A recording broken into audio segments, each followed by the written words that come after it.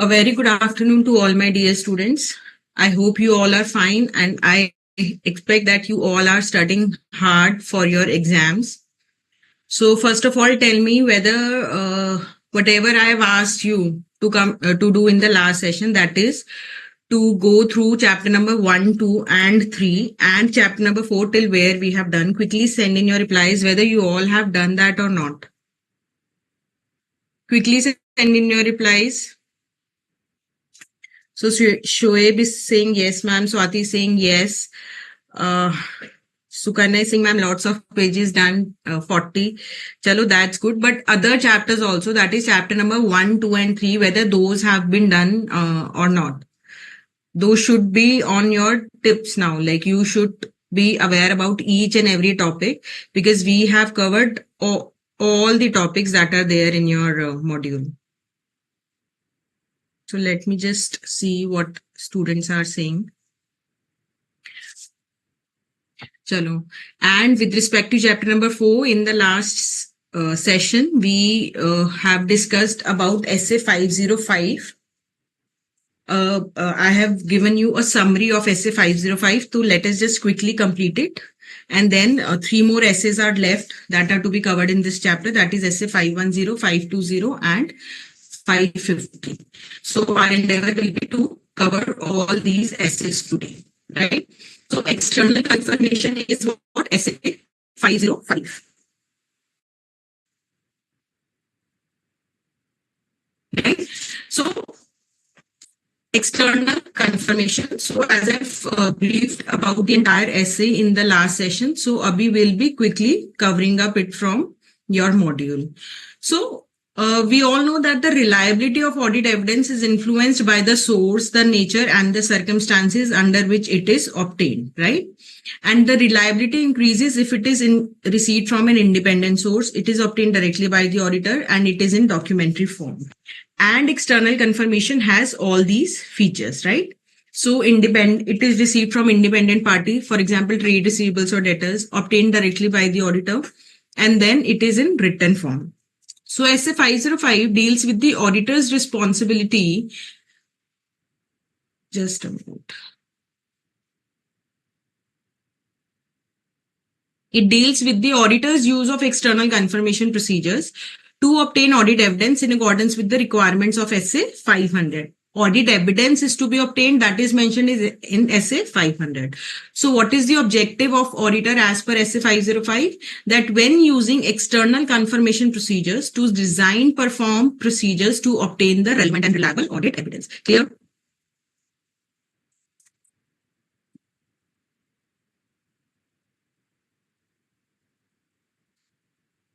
So the definition of external confirmation is what? Audit evidence obtained as a direct written response to the auditor from a third party, which is the confirming party, in paper form, electronic form, or other medium. Just a minute.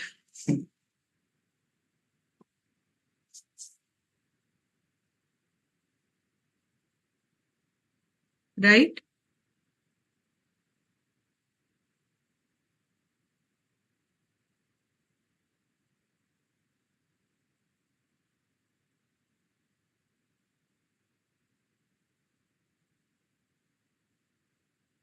So now 2 types of confirmation request are there: positive confirmation request and negative confirmation request. So student, what is a positive confirmation request? So here the auditor will be sending, and in fact it is sent to the management itself, right? So the confirmation is request is sent to the trade receivable, and he is requested to answer in all the cases, right? Whether the third party agrees or disagrees with the information, or to provide with the requested information. So what is mentioned here? Positive confirmation request. The request that the confirming party respond directly to the auditor, indicating whether the confirming party agrees or disagrees with the information in the request, or providing the required information. So it can be in the form whereby it is mentioned that so and so is the balance of your so like 2 lakhs is your balance in books of our client, whether it is correct or not. So do you agree or do you disagree?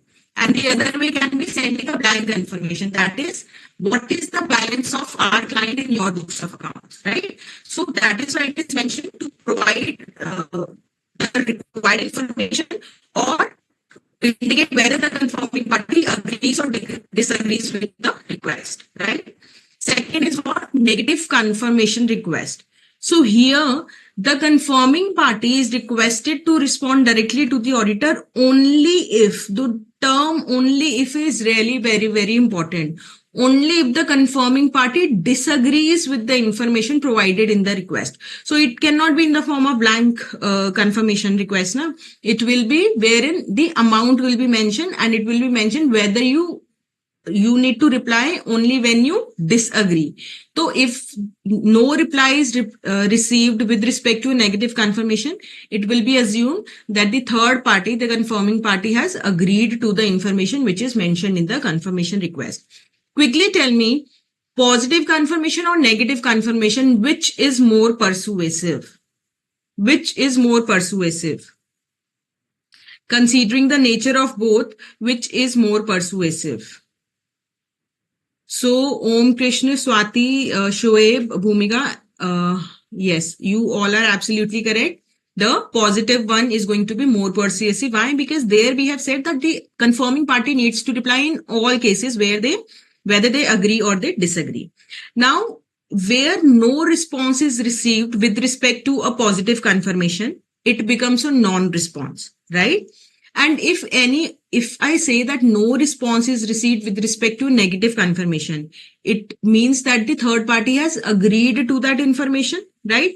So here I cannot say that non-response will be when no information is received from the with respect to negative confirmation request. So that is why it is with respect to non-response, it is mentioned that a failure of the confirming party to respond or to fully respond to the positive confirmation, or in case of negative, what can be a non-response? The confirmation request returned undelivered. And in fact, confirmation request returned undelivered will be a non-response with respect to positive as well as with respect to negative confirmation. Is it clear? And what is an exception? That when the response that is received with respect to the positive confirmation or the negative also, so that is different from the information that is there in the management's record. So when a response is received with respect to negative confirmation, that automatically becomes what? Exception. Because they will be replying only when they will be what? Disagreement. Is it clear? And the exception needs to be assessed with the entire population after analyzing the reason for difference. So if the confirmation request is being sent on a sample basis, then again it will be projected on the entire population after analyzing the reason for difference. That is, it should not be an anomaly. We all know what is anomaly. We have done SA 530 in the last session. Is it clear? Now, what is the procedure? See, first of all, the auditor will be determining the information to be confirmed, right? It can be account balance. It can be their elements. It can be the terms of agreement. It can be the contract. Terms of agreement can be how much down payment is to be made, how much discount has been given, right? Absence of certain conditions. So the auditor needs to first determine the information to be confirmed. Just a minute.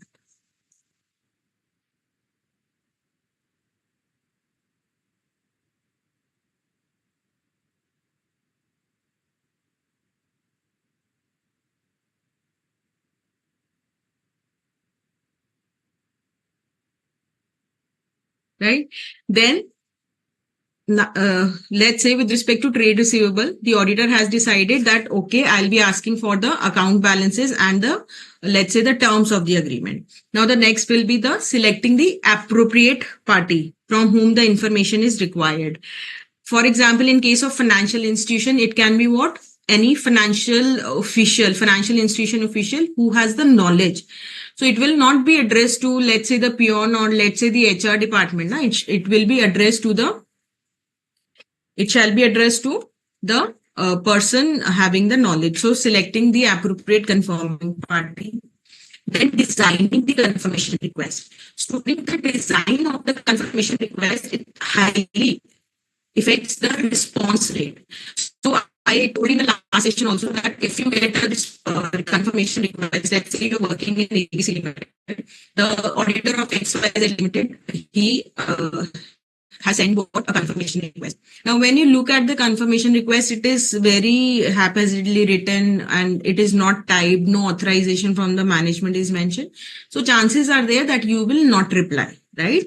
So designing the confirmation request here, it directly affects the response rate, reliability, and the nature of audit evidence. And when the auditor, he is, designing the confirmation request, then various factors are to be considered. These factors are, so let me just take you through the module for this. Just a minute.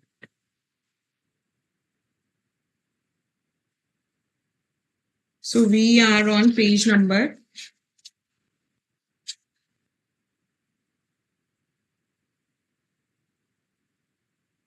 This is given on page number 4.80 or 4.81.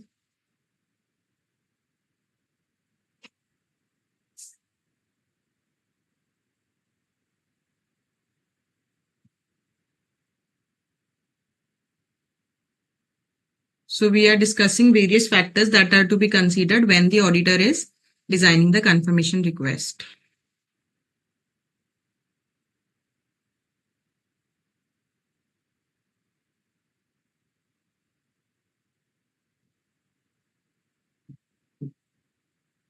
Just a minute.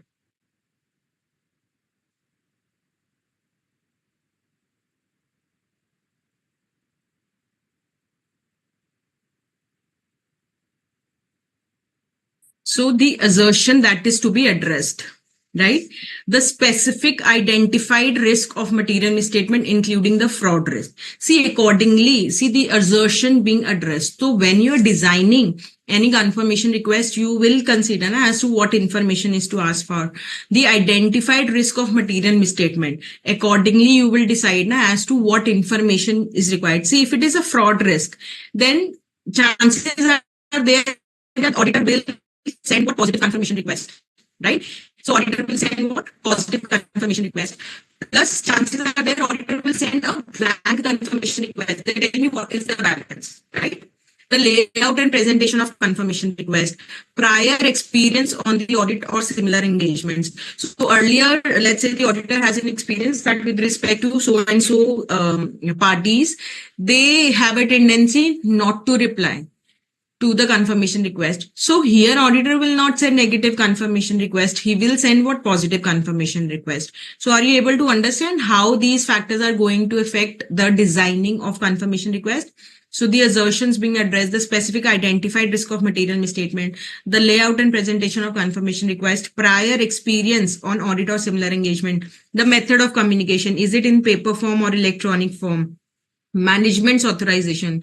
So it is mentioned here that chances are there that confirming party will reply only when there is what management's authorization. And in fact, students, the confirmation request is on the letterhead of the management itself, of the client itself. The ability of the intended confirming party to confirm or provide the requested information. See, if I ask the third party, the management of XYZ Limited, to provide me with invoice-wise detail, vis-a-vis, I ask them to provide me what is the balance as on this date. So the second one is more easy for the other party to reply. So all these factors I need to confirm, right? So I need to consider. And when students, we were doing positive confirmation request, I have told you that there can be what blank confirmation request where the other party has been asked to send the confirmation as to what is the balance, or it can be the other way, that is whether you agree or disagree, right? See, when the auditor is being when the auditor is sending a positive confirmation request, see, chances are there that there is a pressure on the third party to reply, because it is mentioned that you need to reply whether you agree or disagree. So they may in a hurry send a wrong reply. So this is one of the you can say shortcomings of positive confirmation request, right? So it is mentioned here, a response to a positive confirmation request ordinarily is expected to provide reliable audit evidence. There is a risk, however, that the confirming party may reply to the confirmation request without verifying that the information is correct, right? So if it is mentioned whether this is the balance, so they may, in order to, complete the task, they may mention, okay, yes, it is complete, right? Then the next point is determining the confirmation request should be properly addressed.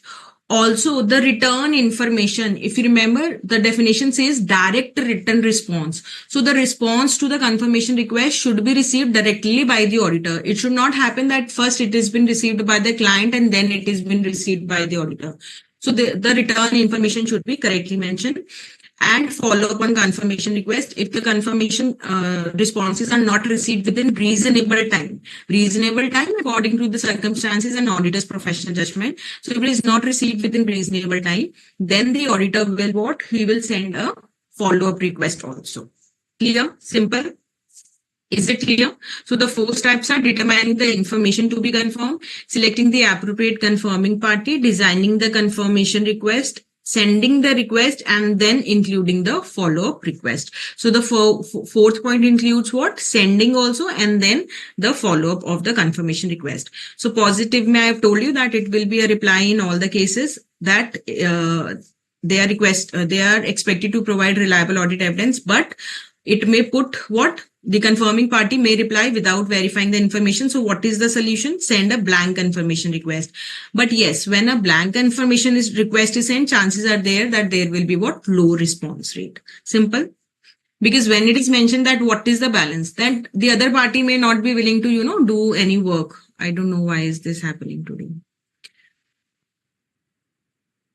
Right. So now the next topic is what? Management's refusal to allow the auditor to send the confirmation request. So what are the steps to be taken by the auditor? This topic is given in your module on page number 4.82. So see, chances are there can be a situation where the management says that auditor, please do not send confirmation request to these 2 debtors or these 2 creditors or these 2 third parties. So what are the steps? So will auditor just ignore it? No. So first of all, auditor will inquire as to what are the reasons. He will obtain audit evidence about their validity, the validity of the reasons and the reasonableness, whether they are reasonable or not, right? After inquiring the management about the reasons, he will evaluate the implications on the auditor's assessment of risk of material misstatement, risk of fraud, and the nature, timing, extent of other audit procedures. Because chances are there that if the reason is not valid, let's say, so the third party is what? A fake party. So the risk is going to be revised now. So auditor's assessment of risk of material misstatement. And if it is a fake party, then risk of fraud. And if such is a situation, then other audit procedures auditor will have to perform, then the implication on the nature, timing, extent of such other audit procedure, and auditor will perform what? Alternate procedures. Auditor cannot just ignore this now. Okay. Now see here, just a minute. So when the auditor assesses about the reasons that the audit that has been given by the management,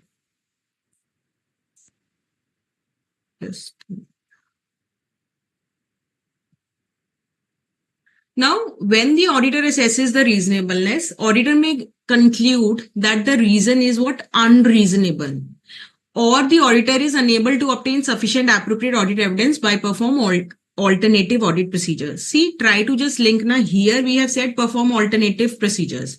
So now this is in continuation that if the auditor concludes that the refusal is unreasonable or he is unable to obtain sufficient appropriate audit evidence by performing alternate audit procedure, then auditor will communicate with those charged with governance as per SA 260 and he will determine his implication on the audit opinion as per SA 705. Clear?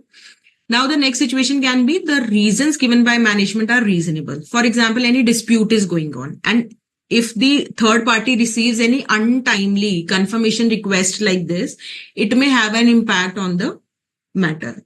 So if there is an existence of legal dispute or ongoing negotiation with the intended confirming party, the resolution of which may be affected by untimely confirmation request, auditor will seek audit evidence with respect to validity and reasonableness of reason. So this is the reason that management has given that a legal dispute has been going on. And if you will send any untimely confirmation request, this is going to have an impact on the resolution, that is the result. So here auditor will assess whether this reason is valid and reasonable. And again, he will what? He will assess its implication on the risk of material misstatement. Just a minute, right? Implication on the risk of material misstatement. And if there is a requirement, he'll revise his assessment of risk of material misstatement at assertion level, and he'll modify his further audit procedures. Further, if such reasons are not valid, if auditor assesses that the reasons that management is given is not valid, again, I told you that fraud risk factor in terms of SA 240 he will consider. Is it clear? Is it clear? Now we were saying that he will examine alternate audit procedures. So what are the various examples of alternate audit procedure? So let's say he has sent any confirmation request to a trade receivable. So the management has said that you cannot send, or the auditor is unable to obtain sufficient appropriate audit evidence. So what he'll do, he'll perform alternative procedures. So for example, for the accounts receivable, auditor will examine specific subsequent cash receipts. See, if there is a debtor, the payment must have been received later on. So he may examine the subsequent cash receipts, the shipping documents, or the sales that has been made near the period end in order to see whether that debtor actually existed or whether that was a fake or dummy debtor, right? Same way with respect to accounts payable, he can examine what subsequent cash disbursement, correspondence with third party and other records. Simple, right? See, ultimately, you will see that wherever auditor is unable to obtain sufficient appropriate audit evidence, what is the recourse available? That perform alternative procedures. And if that by performing the alternative procedures, also auditor is not able to obtain sufficient appropriate audit evidence, then consider the impact as per SA 705. And the last topic is with respect to negative confirmation.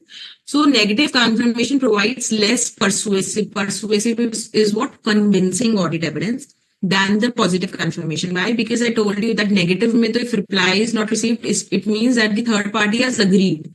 Chances are there that the third party has intentionally not replied, right? So auditor shall not use positive confirmation unless all these things are available. All these conditions are satisfied. Or vice versa, you can say auditor can use negative confirmation if all these conditions are there. So auditor shall not use unless all these conditions are there, right? So risk of material misstatement which has been assessed is low and the internal controls are effective. And the population consists of large number of small homogeneous account balance. It is saying large number and the amount can be what? Small, right? So if all these conditions are there, then negative confirmation can be sent, right? So that is why in your module, the language that is used is, I'll just tell you that accordingly, the auditor shall not use negative confirmation request as the sole substantive procedure to address the assessed risk of material misstatement unless all the following are present, right? So assessed risk of material misstatement is low plus the internal controls are effective. Then the population consists of large number of small homogeneous account balances or transactions, right? Very low exception rate is expected. What is exception rate? That the responses that are received are different from what is mentioned in the confirmation request or the management's account. So auditor is expecting that exception rate is going to be low, and auditor is not aware of circumstances that would cause recipients of negative confirmation request to disregard such request. So auditor do not have, let's say, any past experience whereby he saw that the third parties are not replying. So there are no, he is not aware of any circumstances that he'll not receive any response. So in this case, if all these conditions are satisfied, auditor can send a confirmation request. So this was about your SA 505, which we have discussed. So one topic is also left, evaluating the evidence obtained. Just a minute. Evaluating the audit evidence obtained by way of confirmation request. Just a minute.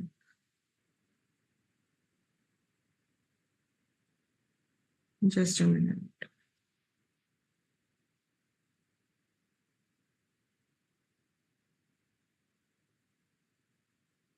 So, see, when the auditor receives the response with respect to any confirmation request, he will evaluate that. Now, when he receives the response, first can be a situation whereby the information that he has mentioned is tallying with the information that he has received. So a response by the appropriate confirming party indicating agreement with the information provided in all the confirmation request, or providing the requested confirmation request information without exceptions. So that is, everything is good, I can say, right? Another can be a response deemed unreliable. So when the auditor receives the response, after going through the response, he finds that it is unreliable. Maybe the personnel who has sent it is not the concerned personnel, or maybe the information that is mentioned is not at all relevant. Or it can be non-response. Non-response is what? That in case of positive confirmation, where it is mentioned that you need to reply whether you agree or disagree. So the response is not received, right? Or in fact, where it is mentioned that what is the balance, there also the response is not received. And in case of negative, the letter is received undelivered. So this is what a non-response. Or a response indicating an exception. So response to a positive confirmation whereby the information mentioned is different. Or a response to negative confirmation will also become what? Exception. And then the auditor is going to project it on the entire population if the same has been sent on a sample basis. Okay? So I hope this is clear now. Quickly send in your replies, then I'll start with the next topic.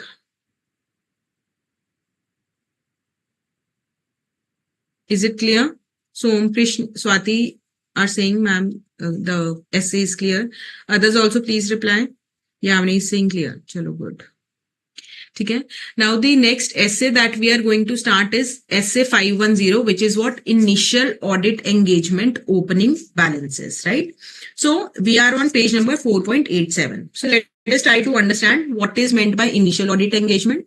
Then we'll understand as to what is meant by opening balances. So what is initial audit engagement? So an engagement, that is audit engagement whereby the financial statements for the prior period were not audited. So they were not audited. Or the financial statement for the prior period were audited by the predecessor auditor. So if ABC and Associates are conducting the audit of XYZ and company, so they did not audit the financial statements of this company. They were audited by, let's say, UVW, some other auditors, right? Or the financial statement for the prior period were not audited at all by any of the auditors, right? So what is the main thing? That if ABC and Associates are the auditors, they have not audited the financial statements of this company, right? So either the financial statements were not audited or audited by someone else, right? Predecessor auditor is what? The auditor from a different audit firm who audited the financial statement of the entity in the prior period and who has been replaced by the current auditor. Simple. Now, what is meant by opening balances? See, the closing balance of the last year becomes the opening balance of this year. And since our auditor ABC and Associate were not associated with respect to the closing balances of the earlier year, why? Because he did not audit the financial statements of the company. That is why there is a separate essay with respect to initial audit engagement opening balances. So what is meant by opening balances? So essay 510 says that those account balances that exist at the beginning of the period. That is true, right? Opening balances are based upon the closing balance of the prior period and reflect the effect of the transactions and events of prior period and accounting policies applied in the prior period. Simple.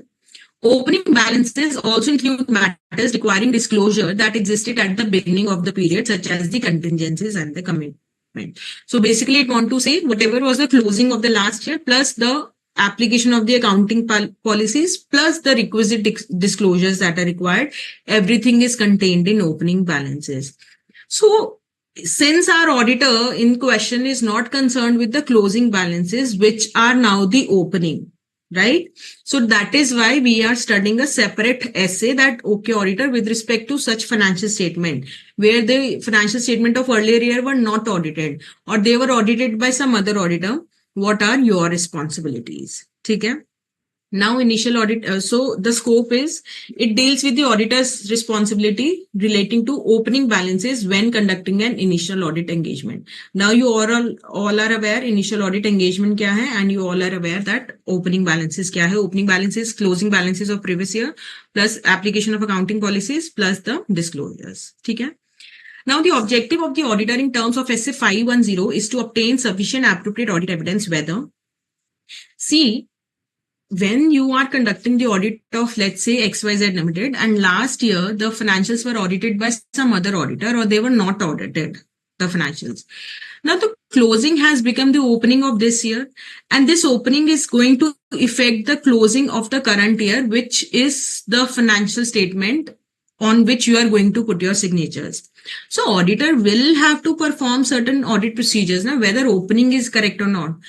And if not much, then at least whether the opening balance has been correctly brought forward. Auditor will consider that, na, and whether the accounting policies are consistently applied or not. And in case of any change, whether they have been adequately disclosed and accounted for. Itna to auditor is going to see. So that is what we are going to study. So what is the what is the objective of the auditor? To obtain sufficient appropriate audit evidence whether the opening balance contain misstatement that materially affect the current period's financial statement. See, if opening is not correct, closing will not be correct. So auditor will have to see whether opening balance contain misstatement that materially affect the current period financial statement, and whether appropriate accounting policies are being reflected in the opening balances. These are consistently applied, and in case of any changes, whether it has been properly accounted for and adequately presented and disclosed as per the applicable FRF. Simple. Is it clear? So I hope you are able to understand why this separate essay is there, right? Now, when the auditor is obtaining sufficient appropriate audit evidence with respect to opening balances. So what is our purpose here? That the opening balance should not contain any material misstatement, which is going to have an impact on the current period financial statement. Why? Because opening may, if there is a mistake, that is going to have lead to a mistake in the closing balance on which we are giving our opinion, right? So how will auditor see? So he will have to obtain sufficient appropriate audit evidence with respect to opening balances also. So whether opening balances contain misstatement that materially affect the current period financial statement by, there are three things that are given. Determining whether the prior period closing balance had been correctly brought forward, first and foremost, whether correctly brought forward or not, and whether any adjustment has been shown as the prior period item. If any adjustment of the earlier year is to be shown. So last year, the closing was not coming correctly with respect to, let's say, inventory. So whether it has been reflected as prior period item, the auditor is going to consider that, right? Then he'll determine whether the opening balances reflect the application of the appropriate accounting policies. Simple, right? And auditor will perform one or more of the following. So three procedures have been prescribed by SA 510. So first of all is to peruse. Perusing is what? Reading. Going through the audited financial statement of the earlier year and the related documents. So if these are the audited financial statement, then those financial statement along with the relevant documents. Now, students, these 2 points try to understand. See, let's say with respect to debtors. So with respect to debtors, let's say debtor A is there of rupees 5 lakhs. And during the year under audit, 5 lakhs is received by the company. Now, when the auditor is performing the audit procedure with respect to the current year, he automatically receives audit evidence with respect to the opening balance. So as such, there is no requirement to specifically perform audit procedure for this opening balance, right? But let's say with respect to inventory, so opening is there, closing is there, auditor attends the closing inventory count, the inventory count with respect to the closing balance. So as such, he is not obtaining any audit evidence with respect to the opening balance of inventory. So here he may have to perform specific audit procedures. Same way with respect to, let's say, fixed assets. So he will have to, let's say, go through the title deed and all. So these 2 points says that if while performing the audit procedures in the current period, he obtains the audit evidence with respect to the opening balance, he may consider that.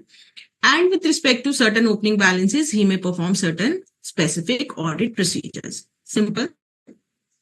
So let me just read it. It says that first says that where the prior period's financials were audited by using the copies of the audited financial statement, including the other relevant documents relating to prior period financial statements.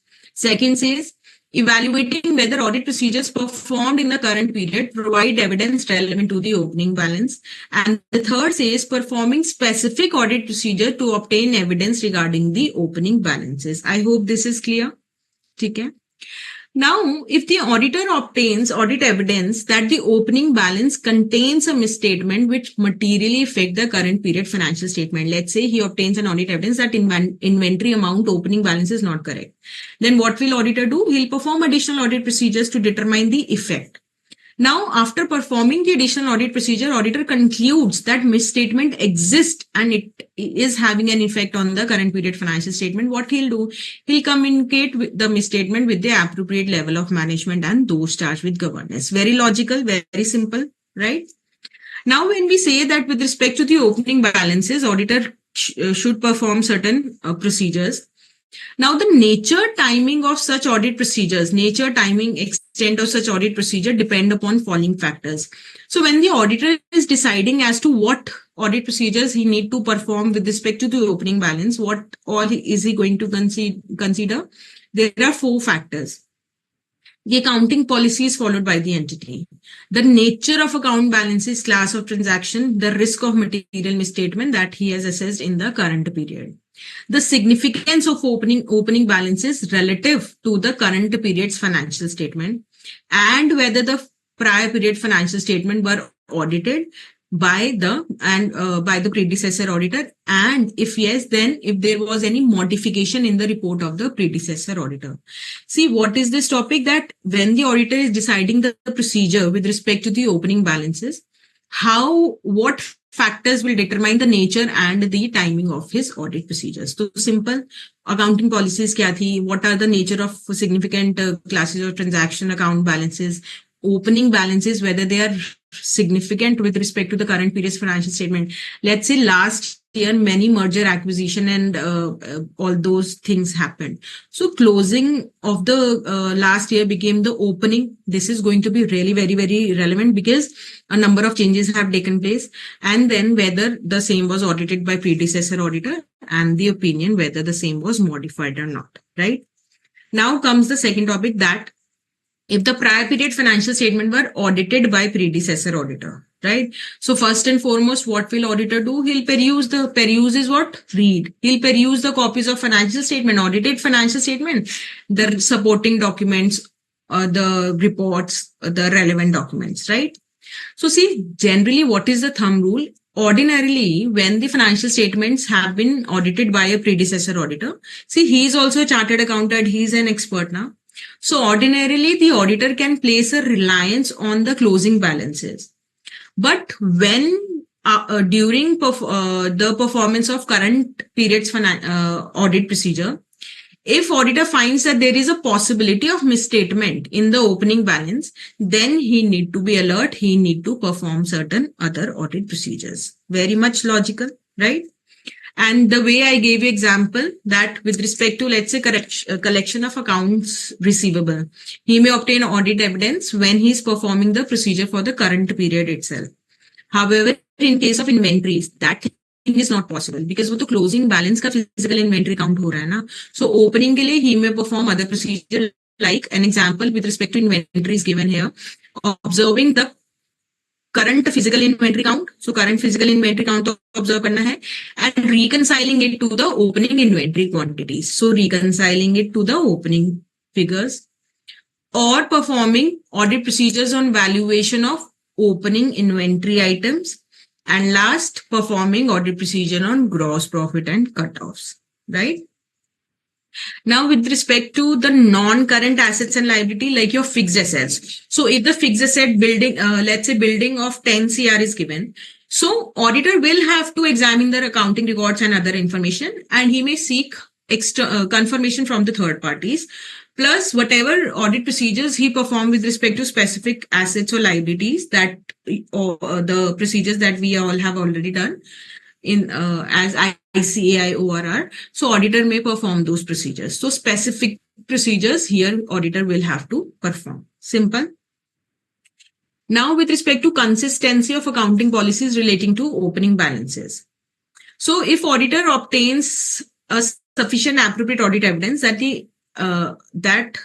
the policies are not consistently applied, or where the changes have been made, they are not properly accounted for or presently disclosed as per the applicable FRF, auditor shall either qualify or give a qualified opinion or adverse opinion in terms of SA 705. Right? Is it clear? Is it clear? And there is another topic that if auditors obtains audit evidence with respect to opening balances, that misstatement is there. So first of all, if he is unable to obtain sufficient appropriate audit evidence with respect to opening balance, he'll issue a qualified or disclaimer of opinion as per SA 705. So I'm assuming that qualified adverse disclaimer you all are aware, since these are the revisionary classes. Otherwise, we are going to do this in detail in our chapter number 8. And if the auditor concludes that the opening balances have misstatement that materially affect the current period financial statement, or they are not properly accounted for, presented or disclosed, then he'll do what? He'll issue a qualified or adverse opinion as per SA 705. So this was our SA 510. Let me just take you through the module once and then we'll start with the next essay. Meanwhile, send in your reply whether you are able to understand. So now what I'm doing, I'm not taking, I'm just revising, right? Considering the paucity of time. So Om Krishna is saying clear. Others also please reply. Please send in your replies.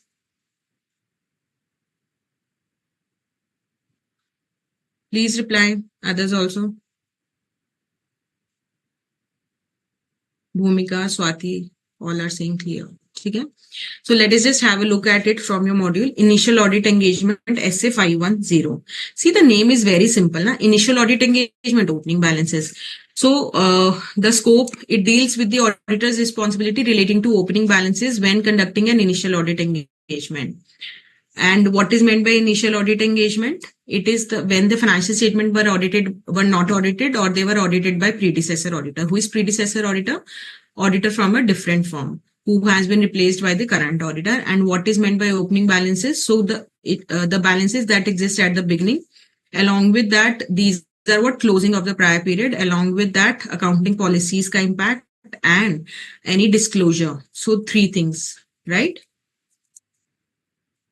So the objective is to obtain sufficient appropriate audit evidence about whether opening balance contain misstatement that materially affect the current period financial statement and appropriate accounting policies. See, यहाँ पर learning as such is not required ना. ये तो आप accounting standards में you are studying ना. That whether consistent the accounting policies have been consistently applied, है ना?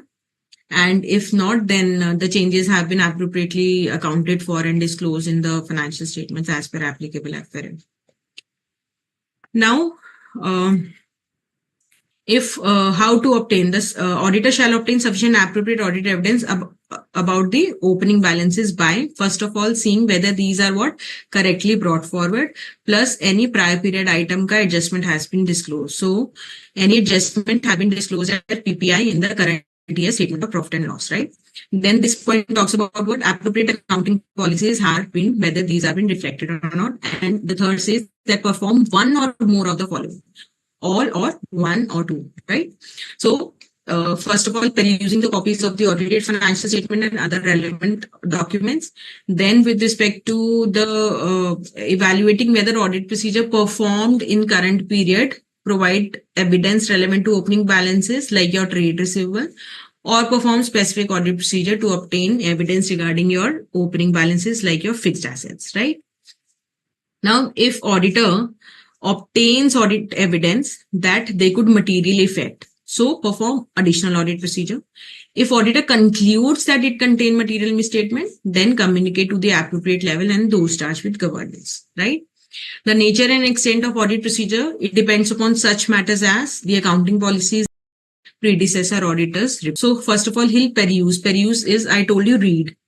And ordinarily the current auditor may place reliance on the closing balances contained in financial statement, except when during the performance of the current year audit procedures, there is a possibility of misstatement in the opening balances is indicated. Okay. For current assets and liabilities, we have seen that with respect to collection, he may receive the audit evidence, and with respect to inventory, he may perform these procedures. Okay. For non-current assets, he may check the accounting records, other information, confirmation with the parties, and he may perform additional audit procedures if required. Okay. Now, with respect to the accounting policies, if he concludes that policies are not consistently applied or a change has not been duly accounted for, what he'll do, he'll give an adverse or qualified opinion as per SA 705. With respect to opening balances, if he is unable to obtain sufficient appropriate audit evidence, he will give qualified or disclaimer as per SA 705. And here, if he concludes that the misstatement is there which materially affects, then qualified or adverse as per SA 705. I hope it is clear. We have completed SA 510 from the module also. Quickly send in your reply, then I'll be starting with SA 550.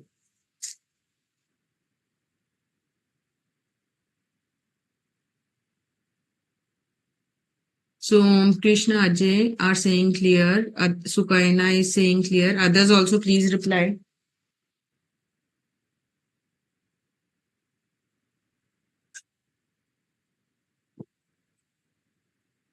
Shoaib is saying it is clear. Others please reply.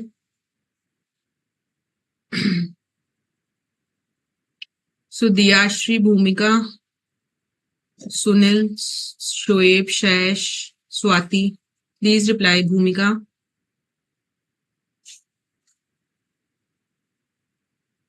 Swati is saying yes. Bhumika is saying yes, clear. Chalo, good. Okay. SA 550, which is related parties. After covering this essay, we will take a break and then we'll start with SA 520, which is a little bit lengthy essay as SA 530 was. Okay. SA 550, related parties. Okay. So what is a related party? So as per SA 550, it says that the related party as defined in the applicable financial reporting framework, or if the applicable financial reporting framework do not have the definition, then where the applicable financial reporting framework establishes minimal or no related party requirement, then these three criteria will be followed. Okay? So let me just take you through the notes now. So first of all, as defined in the applicable financial reporting framework. And the second point says that if the financial reporting framework establishes a minimal or no related party requirement, then see, let's say C is a reporting entity, like our client, basically. So if it has been held directly or indirectly by any party, that will become what? Related party. So in this example, if C is the reporting entity, A and B becomes related party of C. So the line that is written in your module is, just a minute, a person or other entity that has control or significant influence directly or indirectly, that is A or B, through one or more intermediaries over the reporting entity. So our reporting entity is what? C in this case. Okay. The second point says another entity over which the reporting entity has control or significant influence. So in this case, reporting entity is this. So now A becomes our client. So another entity over which A is having control or significant influence directly or indirectly.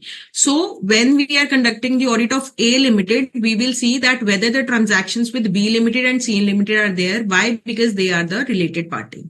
So first situation, C is the reporting entity. In the second situation, A is the reporting entity. Is it clear?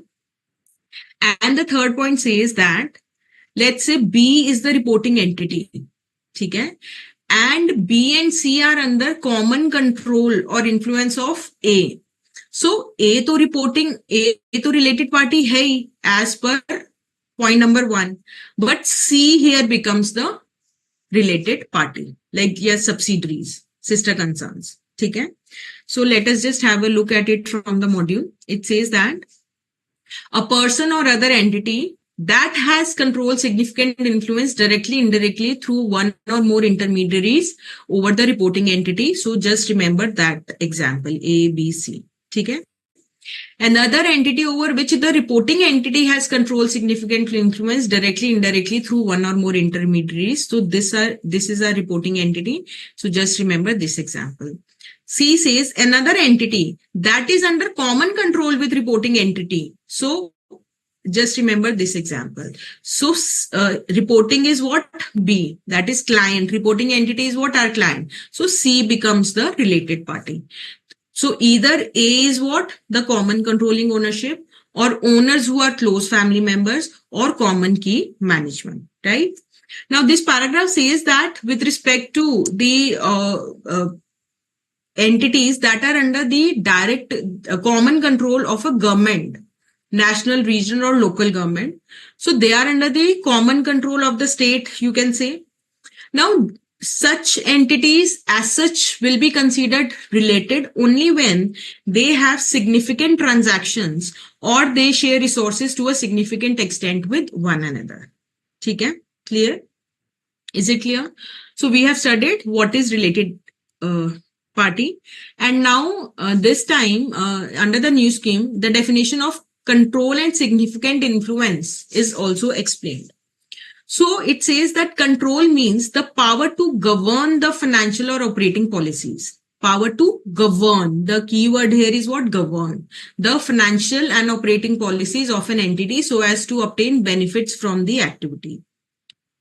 And what is meant by significant influence? It means the power to participate. So here you are not controlling. You are just participating. So this is what significant influence. It can be by way of what? Both significant influence or control can be by way of what? Direct, indirect equity holdings or other financial interest in the entity. Entity is holding of direct, indirect equity or other financial interest in other entity. That is point number 1 and 2 in our example. Being a part of those charged with governance or management who have the authority and responsibility for planning, directing, controlling the activities of the entity. So if the company is having any transaction with a person who is, who is a part of those charged with governance, so that becomes what? Related party. Or if the company is having a transaction with a close family member of those charged with governance or the key management, then that other person. So let's say those charged with governance may Mr. A is there and the company is having transaction with Mrs. A. So Mrs. A also becomes what? Related party.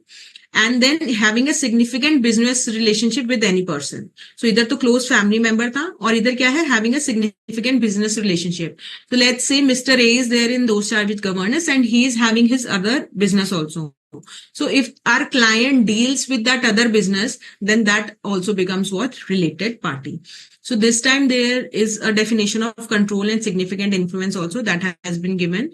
So control is what? Power to govern the operating and financial policies, and significant influence is what? Power to participate in the financial and operating policies. Clear? Is it clear? Meaning of control and significant influence in reference to the related party. Okay?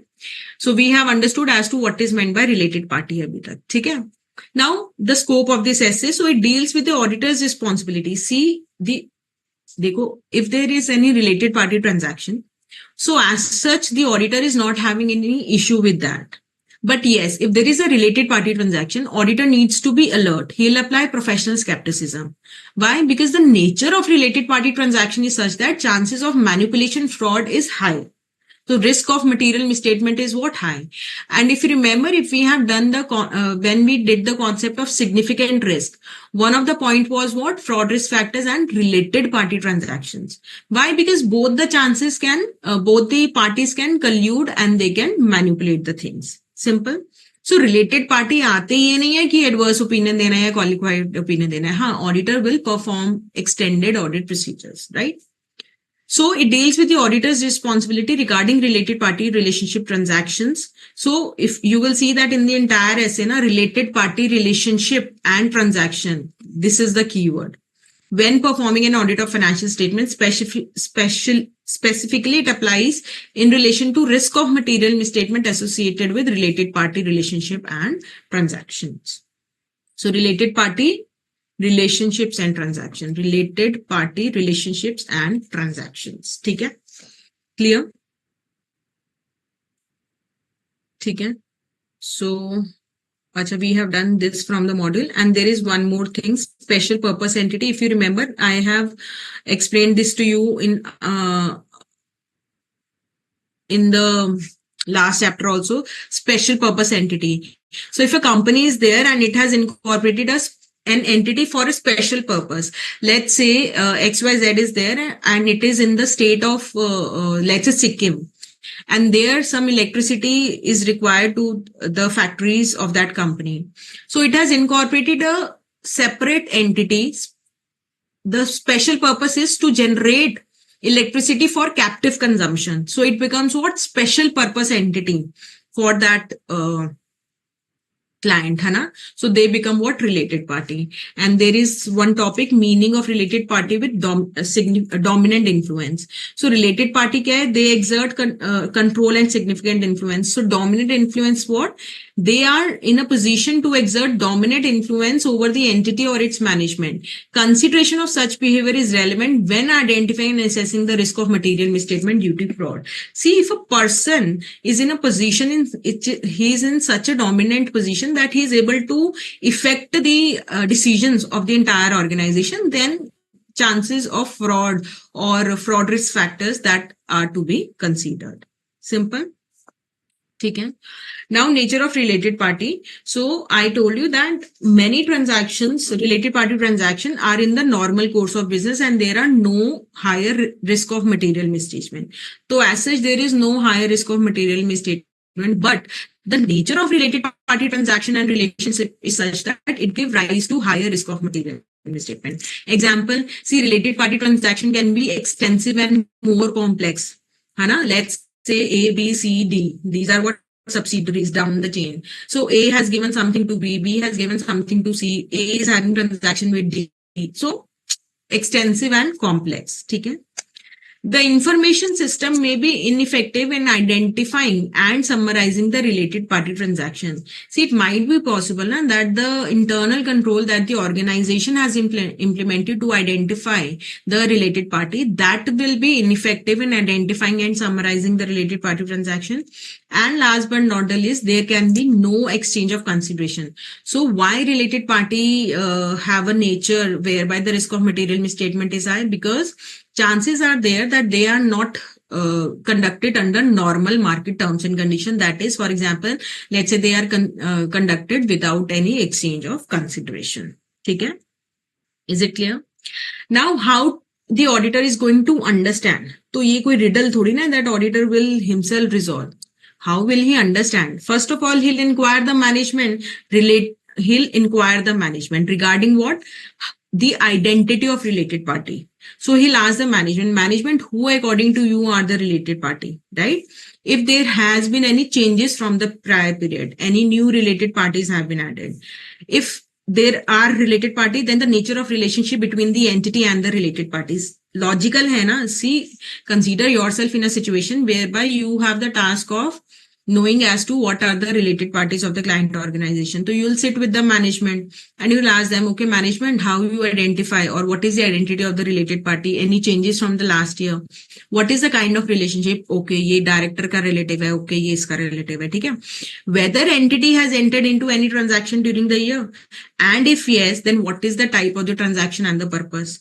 Further, auditor will also understand, he will also obtain an understanding of the controls, that what are the controls that management has implemented to identify the related parties, ठीक है? So, if any, that management has established to identify, account for and disclose the related party relationships and transaction in accordance with the applicable FRF.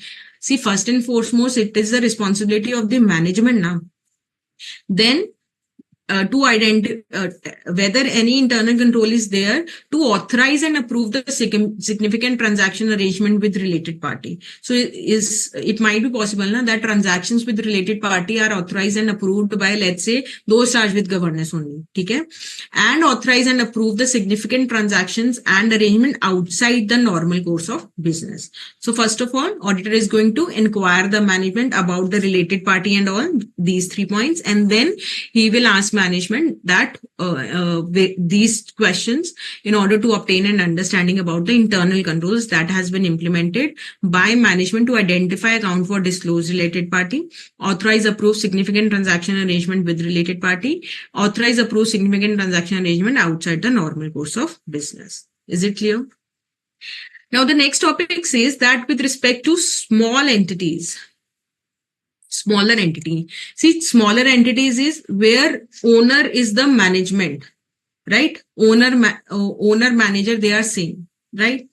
See, in such kind of entities, the control environment is different from the larger entities, obviously, okay? And those charged with governance there may not be any outside member. Outside member is not there. Independent members as such are not there. Let's say independent directors or such thing is not there. Further, the role of governance is taken by the owner manager himself. So 3 features kya? Control environment different with respect to larger entities. Those charged with governance may not include outside member, and the role of governance is performed by the owner manager himself. Further, the control activities will be less formal, no documented process for dealing with related party transactions, right? So there can be 2 situations. Since the owner is the manager, he is aware about all the related party transaction, it may mitigate, reduce some of the risk arising from related party transaction.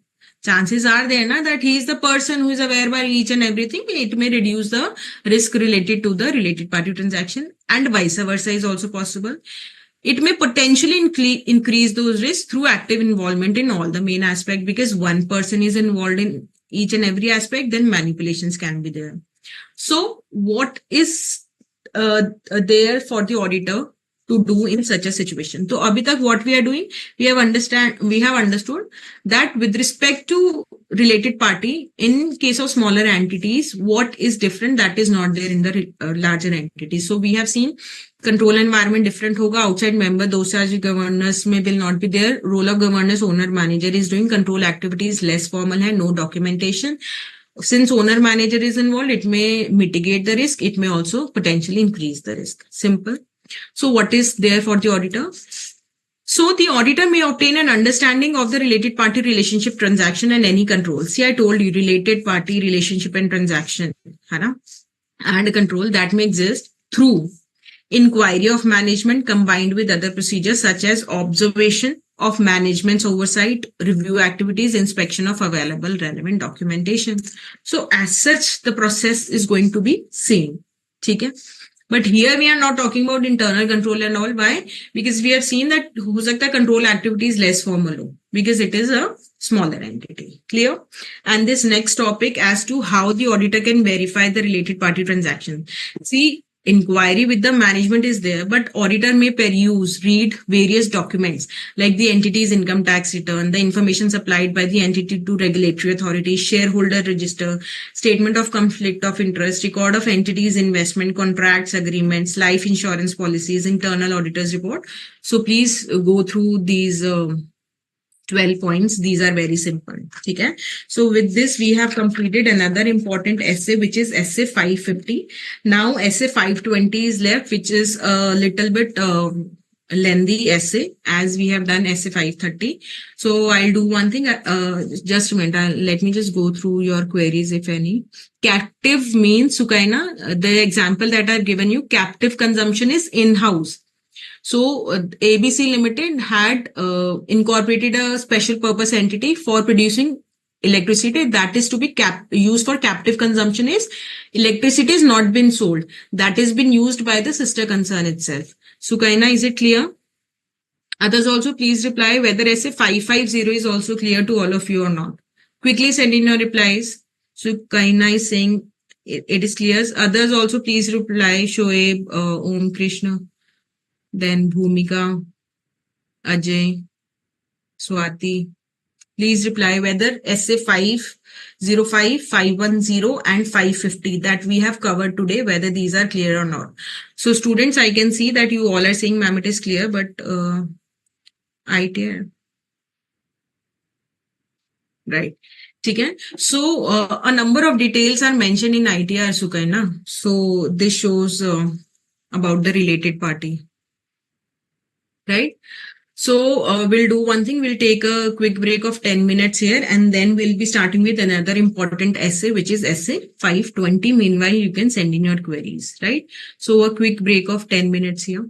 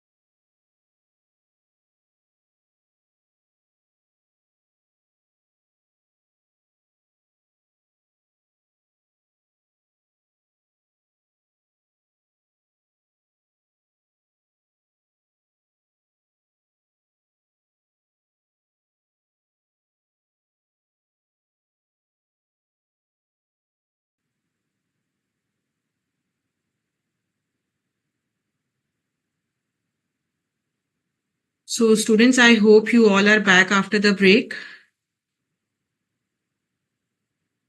Now let us start with essay 520. So if you remember that at various places in our discussions that we have had till now, we have talked about analytical procedures. And in fact, when we were doing the audit procedures, the mnemonic for which I told you, ICAI ORR. So there also there was analytical procedure. So the procedure is explained in detail in essay 520. And the name is analytical procedures. And now we'll be doing that. Let me just have a look at your queries. Just a minute. So no query as of now. Okay. So analytical procedures. So this whatever I have written in red is what dictionary meaning. As such, this is for your understanding only. No need to learn. So analytical means relating to or using analysis or logical reasoning. And procedure is what? Series of actions conducted in a certain matter. So the definition given by essay 520 with respect to analytical procedures is what? Evaluation of financial information through analysis of plausible relationship. The term is plausible among both financial and non-financial data, right? So evaluation of financial information through analysis of plausible is what? Possible relationship among both financial and non-financial data. So see, when the auditor is performing any risk assessment procedure, right? So let's say he's seeing as to what is the GP ratio of the company, and then he's comparing it with the trends in the earlier years, prior period. And then he compares it with the GP ratio of the other companies in the similar industry. So what he's doing certain ratio analysis. And this is nothing but what? Analytical procedures, right? So let's say the auditor is analyzing, okay, that with respect to so and so building, the company should be paying 50,000 rent per month. Let me compare it with the rent for the similar premises which is paid by similar company. And he finds that it is just 10K. So now see, when the auditor was going through only, let's say, the records of the client organization, he found that 50,000 has been paid by the company. He will see that, okay, the agreement is fine, the payments have been made, the financial statement reflect, the bank statement reflect the correct payment, so everything is fine. But this is something unusual, which he cannot check by just performing test of details. Test of details is what? Checking of the financials of the organization in order to see whether there are potential misstatement. So in order to find something unusual, auditor is performing what? An analysis. He's comparing his,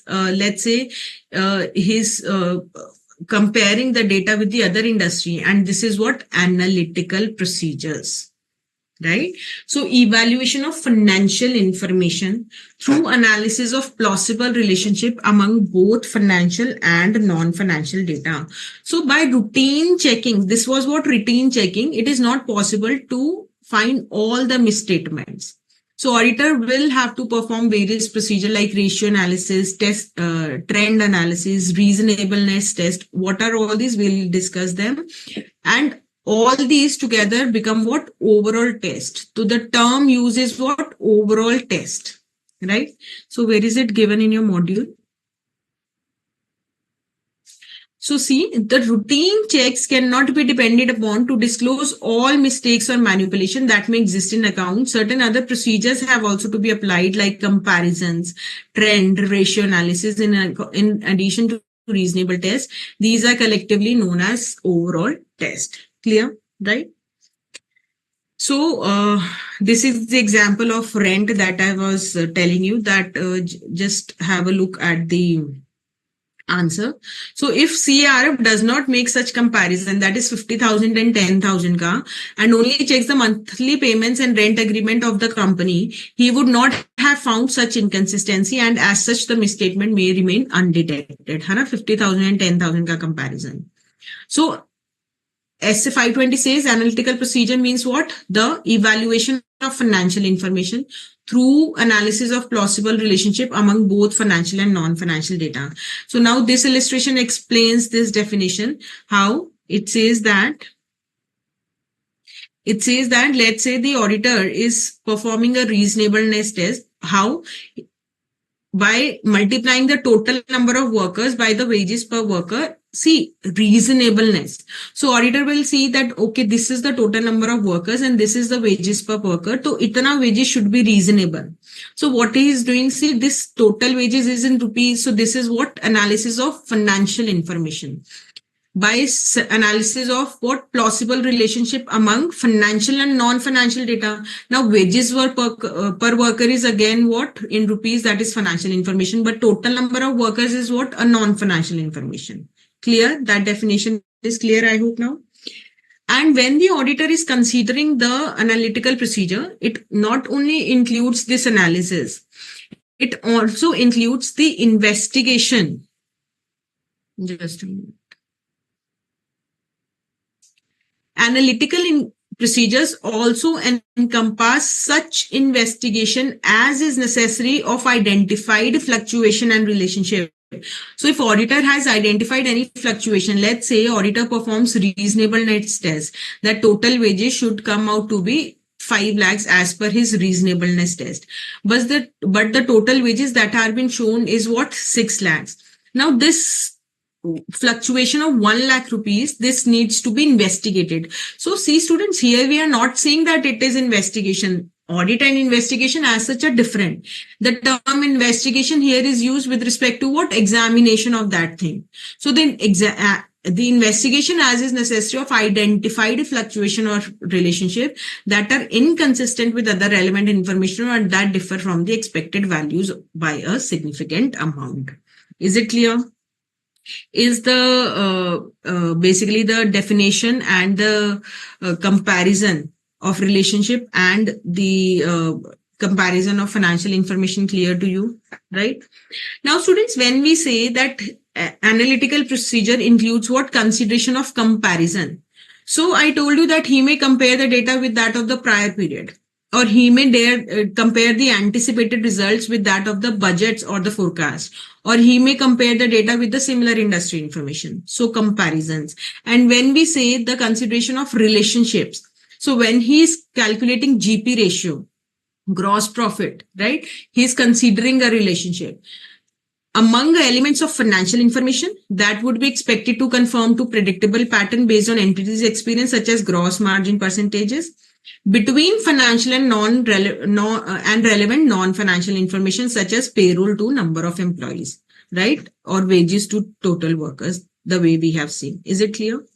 And then there can be other comparisons also. Comparison of client and industry data, comparison of client data with similar prior period data, comparison of client data with client determined expected results, comparison of client data with auditor determined expected results, and comparison of client data with expected results using non-financial data. So I hope it is clear. Now, what is the scope of the audit as per this we all have seen from the module? As per SA 520, so it says that it deals with the auditor's use of analytical procedures as a substantive procedure. So substantive procedure is what? If you remember, we did this chart that auditor may perform what? He may perform risk assessment procedures and further audit procedures. Right? Audit procedures. Then we saw that he may perform test of control or substantive procedures. And there I told you that he may perform test of details or substantive analytical procedure. So here analytical procedure are performed as substantive procedures. So therefore we say what? Substantive analytical procedures. So analytical procedure are also called as what? Substantive analytical procedures. So this essay basically deals when the auditor is using the analytical procedure as substantive analytical procedure, and as procedure near the end of the audit that assists the auditor when forming an overall conclusion on financial statement. What is meant by that? This is covered in the last topic of this essay, that this second line I'll be taking up there. Okay? So this was the scope. So now what is the objective? So objective will be this only, that here to obtain sufficient appropriate audit evidence by performing analytical procedure, and one objective relating to this near the end of audit. So auditor obtains the relevant reliable audit evidence when using substantive analytical procedure. And the second is to design and perform analytical procedures near the end of audit that will assist the auditor when forming an overall conclusion whether financial statements are consistent with the auditor's understanding of the entity. See, okay, I'll explain it here only. See, when the auditor started the audit, he performed, let's say, risk assessment procedures, and there he performed, okay, GP ratio should, in the last year is, let's say, 5%, 6%, 7%. This year it should be 8%. Now, near the end of the audit, when the auditor has audited the financial statement, he'll again calculate the GP ratio, and he'll see that whatever his understanding was there, whether it is correct or not. Right? Or let us just read this again. That assist the auditor when forming an overall conclusion whether the financial statements are consistent with auditor's understanding of the entity. I hope now you are able to understand. Let me just explain this again. So I told you that GP ratio according to the auditor last year it is coming out to be like this. So this year auditor developed an expectation that this year it should be 8% at the start of the audit. Now after performing all the procedures at the end of the audit, when the auditor was on the verge of concluding about the financial statement, he again calculated the GP ratio, and now it will help him to understand as to whether his understanding which he obtained about the entity at the start of the audit, whether that is consistent with the financial statement. Is it clear? Clear? Now, what is the purpose of performing the analytical procedures? So we are on page number 4.101. So see, the purpose of analytical procedure is to use comparisons and relationships. You all have seen comparison with prior period, industry or projects, and relationship like the financial and non-financial as well as financial, to assess whether the account balances and other data appear to be reasonable. So whether these are reasonable or not, right? For example, establishing the relationship that exists between certain balances certain balances included in balance sheet statement of P&L and comparing them with that of the previous year, right? It helps in detection of unusual state of affairs and mistakes in the account. If you remember, we discussed the example of rent. That was unusual kind of thing, and it helps in detection of such state of affairs. Okay? Further, it helps in intra-firm and inter-firm comparisons. See, intra-firm is what? Within the firm, and inter-firm. So, auditor may compare the GP ratio of the similar companies in different companies in similar industry. An intra-firm, within the firm audit, within the client, auditor may compare the data with, let's say, the sister concerns, or let's say product wise. So it helps in comparison, inter-firm and intra-firm, right? These all are the examples that you can read from the module. And this last line I want to discuss with you. We are on page number 4.104. So it says that it is important to note that analytical procedure may help to identify existence of unusual transaction events, amounts, ratios, trends that might indicate that matters that have audit implication. Hana, you have seen that rent ka example. Unusual, unexpected relationship that are identified may assist the auditor in identifying risk of material misstatement, especially risk of material misstatement due to fraud. Is it clear? So it helps in identifying the risk of material misstatement, especially due to fraud, right? See, let's say you check the sales transactions in detail during this year. You perform test of details here. Okay? So as per your understanding, each and everything is correct. Now, if you compare it with the last year, and you see that last year, say, there has been a drastic, let's say 30% hike in the sales figure, though there is no corresponding increase in the cost of production. So chances are there na, that fake sales are there. So that is why risk of material misstatement due to fraud. Right? Clear? Quickly send in your replies whatever we have done, whether it is clear or not. Send in your replies. Swati, whatever you have mentioned, this is your doubt or what? Send in your reply. Ajay, Sukaina, Om, Krishna are saying it is clear. Okay.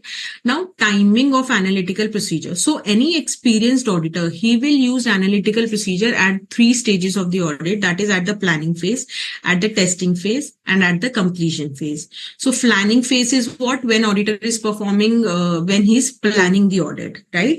So, it says that, let me just take you through the notes now. Purpose we have done. So experienced auditor uses the analytical procedure in the planning phase, the testing phase, as well as the completion phase.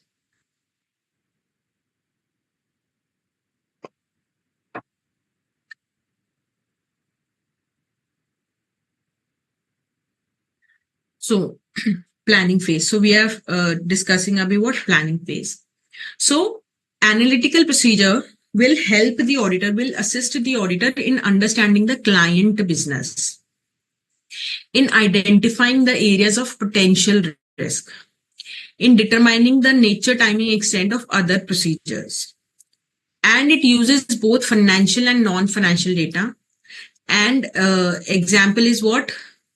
The nature, timing, extent of, let me just take you through the example from the module. So it says that analytical procedure may help auditor during planning stage to determining the nature, timing, extent of audit procedure that will be used to obtain audit evidence of specific account balances, classes of transactions. So let's say during the year, let's say when the auditor was planning, he discussed with the management about the GP ratio, that why there has been a change. So let's say management says that there has been an increase in the sales price. So now the auditor will divert his audit procedure towards checking the various aspects relating to the sales price. So are you able to understand? Now read this example. Analytical procedure may help the auditor during the planning stage to determining the nature, timing, extent of audit procedure that will be used to obtain audit evidence for specific account balances, classes, or transactions. Okay? Is it clear? So this was the planning phase. Now is the testing phase. I told you that when the auditor uses the analytical procedure as substantive procedures, these are what? Substantive analytical procedures. Okay? So see, auditor may use test of details. He may use substantive analytical procedure, or he may use both. This depends upon what? Auditor's judgment. Na? Right? But when the auditor is deciding as to whether to use analytical procedures or not, now he is using it as at the testing phase. So I'm using the word substantive analytical procedure, right? So when the auditor is considering as to whether to use the substantive analytical procedures or not, or in other words, if I say that when the auditor is analyzing that can he use substantive analytical procedure, so he will consider various factors at that time. So this topic talks about that factors. There is another topic which is given as page number, topic number 8.7, which is analytical procedure used as substantive test. So this basically says that when the auditor has decided that he uses the analytical procedure as substantive test, then he'll determine or he'll follow these 4 steps. But abhi what we are studying, whether he can use the substantive analytical procedures. Why? See, agar auditor has to see, if the auditor has to compare the data with the similar company, with the similar different companies in the similar industry, that data should be available, na? Let's say if the auditor has, let's say a company is having various segments. If the auditor wants to compare the GP ratio of all the segments with that of the previous year or with that of the last year, that data should be disaggregated like this, na? Disaggregated is what? Like detailed data should be available with him, na? Right? So let's say if the auditor wants to check the rights and obligation assertion of the building. So can he perform analytical procedure here? Quickly send in your replies. Rights and obligation procedure of the building. तो यहाँ पर analytical procedure होगा क्या? So Sukaina is saying no. Others also please reply. Om Krishna is saying no. Sukaina is saying no. हाँ तो यहाँ पर क्या होगा? She is saying inspection होगा. So that means यहाँ पर test of details होगा ना. तो what is this topic? Factors to be considered for substantive audit procedure. That is why यहाँ पे term is what? Substantive audit procedure. That is whether to perform test of detail, whether to perform substantive analytical procedure or both. And more specifically, this topic says कि substantive analytical procedures के लिए ये सब available है या नहीं. ठीक है. Most of the time students get confused कि what is there in these two topics, 8.5 and 8.7. So this is the difference. Here he is deciding whether to use, and 8.75 mein, he has decided that, okay, I'm using analytical procedures. Now these are the steps that I'm going to follow. Okay.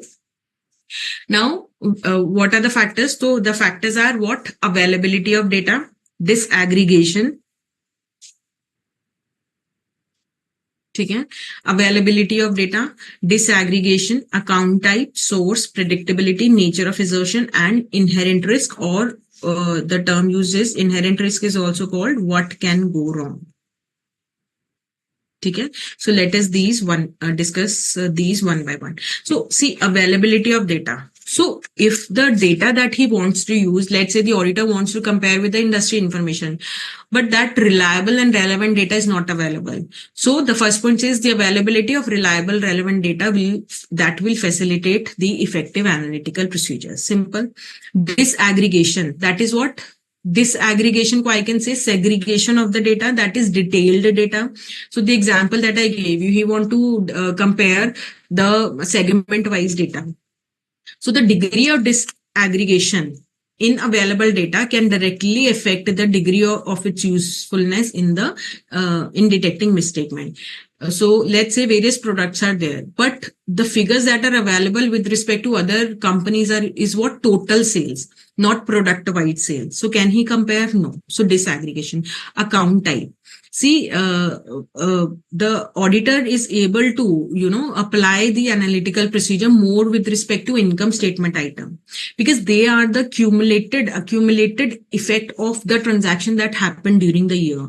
But when you look at the balance sheet item, they are the figure as on the particular date. So you cannot say that, okay, building last year was 10 crores, now it should be more by 10%. You cannot say like that. Right? But yes, with respect to sales, you can always assume that, okay, last year, the sales transaction were 10%. Now considering or 10 lakhs, now considering the industry trends or the market, the sales should be itna percent. So income statement, account type, substantive analytical procedure are more useful for certain types of accounts than for others. Income statement accounts tend to be more predictable because they reflect accumulated transaction over a period, whereas balance sheet represent the net effect of transaction at a point or are subject to greater management judgment. Simple. Source. Okay. Again, it says that, see, with respect to the significant classes of transaction, for example, let's say in pharmaceutical companies there, and there is expenditure on research and advertisement, or any companies there whereby there is expenditure on research and advertisement. So auditor cannot say that last year itna tha, to abhi 10% increase hoga. So the source. So some classes of transaction tend to be more predictable because they consist of numerous similar transactions, like the routine processes, like your sales, purchases, vis-a-vis the non-routine or estimated SCOT. SCOT is what? Significant classes of transaction, like your expenditure on research and advertisement. So auditor will see as to what he's going to check. Again, predictability, the transactions which are more predictable, the account balances which are more predictable, the relationships among the account balances that are more predictable. Dekho, gross profit ko you can predict over time. So auditor will consider that. So it says that the relationship between sales, cost of sales, or between trade receivables and cash receipts. So auditor can predict what? The predictable relationship only, right?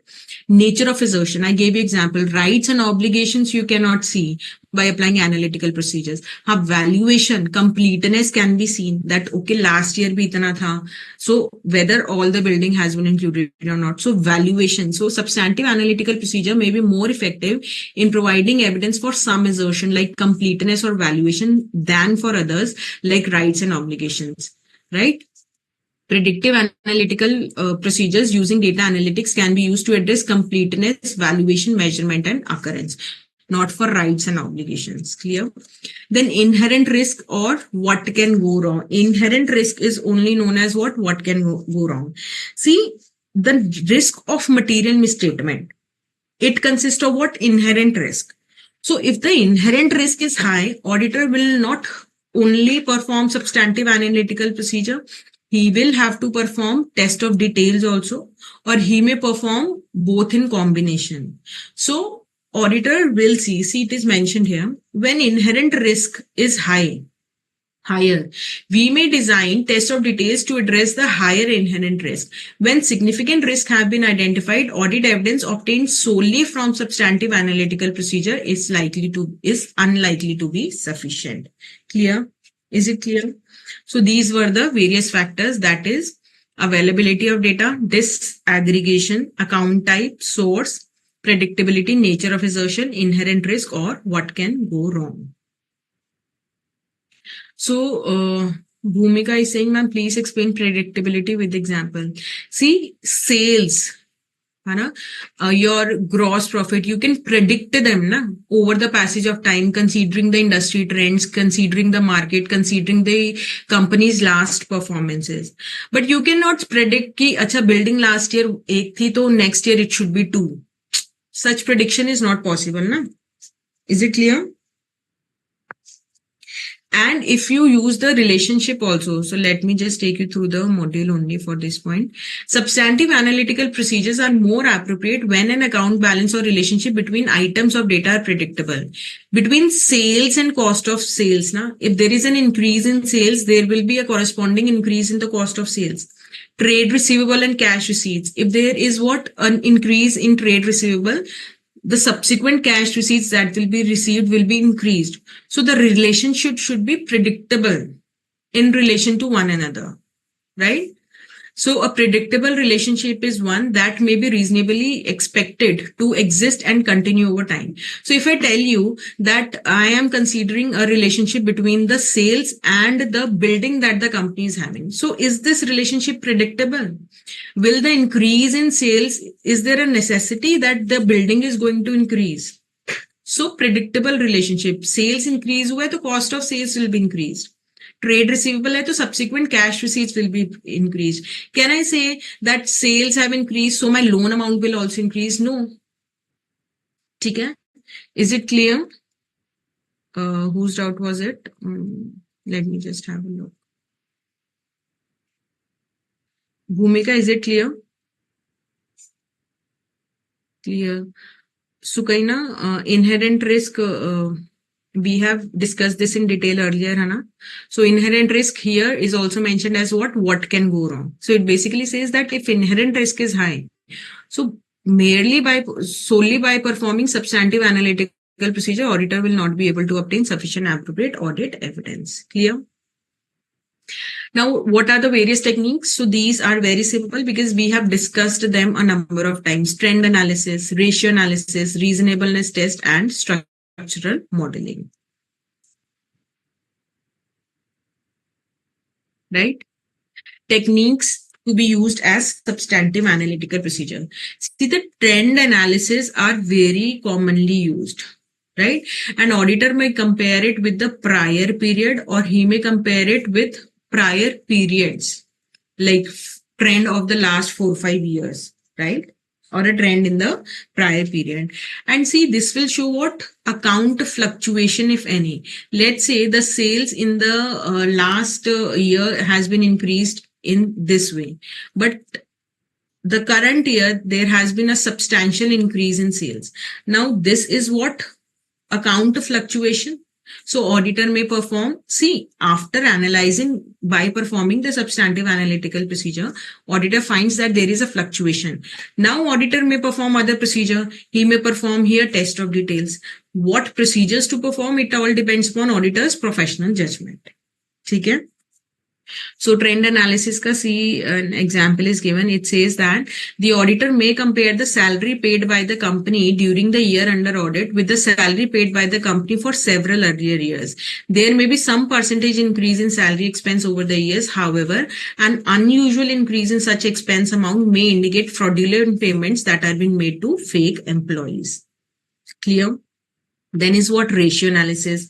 See, you may perform the ratio analysis with respect to your asset side items, your liability side item, your revenue side item, your expense side item, like your for your P&L, for your balance sheet, and you basically use the relationships that you can predict. The way I gave you example of sales with respect to cost of sales, right? And the auditor may compare it over time or with respect to other companies. Over time is what happened during the last years, and with respect to what other companies. Simple. So the example that is given in your module is what? The statutory auditor can review the gross profit ratio of the company for the year under audit. The auditor can further compare such GP ratio with GP ratio of the company in the earlier years or the GP ratio of other companies in the same industry for the year under audit. Simple.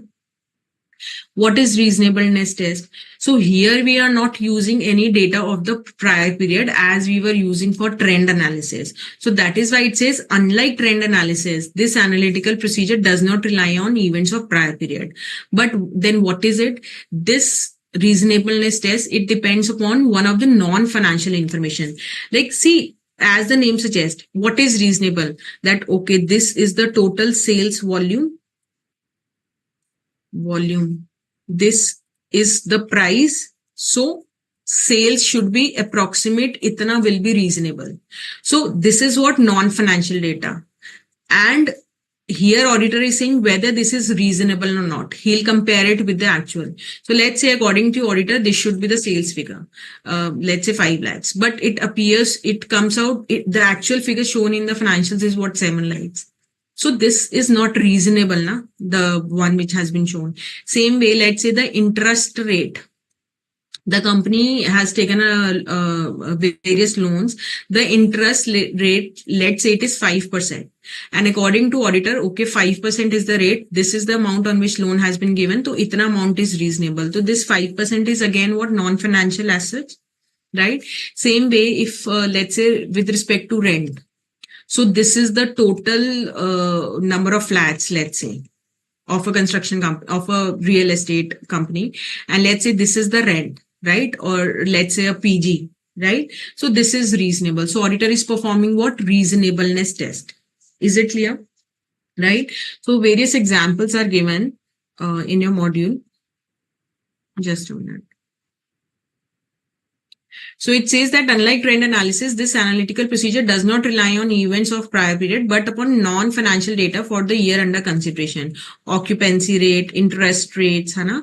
These tests are generally more applicable to income statement items and certain accrual and prepayment accounts. In other words, the tests are made by reviewing the relationship of certain account balances for reasonableness of amounts. So you can, again, you cannot say that itana building is reasonable, but you can say that itana interest amount is reasonable. So interest expense against interest bearing obligations, raw material consumption to production, wastage scrap against production raw material consumption, work in progress based on issues of material and sales discount commission against sales volume, rental revenue on the occupancy of premises, right? Last is what? Structural modeling. So structural modeling, again, it uses what? Financial, non-financial data of prior accounting period. Why? To predict the current account balance. So what are the key words here? Statistical model from financial and or non-financial data. Kahan ka? Of prior accounting periods. Why? To predict the current account balances. Example, linear regression. So where statistical formulae, statistical methods are applied, whereby the financial, non-financial data of the earlier periods are prior period are being used in order to predict the current year data. So see, when auditor predicts the current year data, he'll compare it with the actual. If you remember, we have seen one of the comparisons as, let me just show you. This comparison of client data with auditor determined expected results. So now I think you must be in a position to link, right? So auditor will then compare it with the actual data. Okay. So with this, we have done this also: trend analysis, ratio analysis, reasonableness test, and structural modeling. Okay, is it clear? Now it says that analytical procedure used as substantive procedures. So when the auditor is now using the analytical procedures as substantive procedure, now what he's going to perform, there are four steps. First of all, he'll determine the suitability of analytical procedure. He'll evaluate the reliability of data.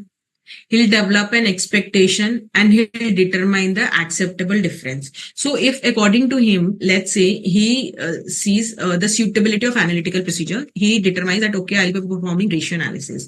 So he'll see whether the data is reliable or not. He'll develop an expectation that, okay, based on my understanding, the GP ratio should be, let's say, 9%. Then amount of difference that is acceptable. So okay, अगर 1% ऊपर नीचे है, 8% or 10% is fine, but 11% or 7% is not acceptable. Are you able to understand? So let us just have a look at it in detail now.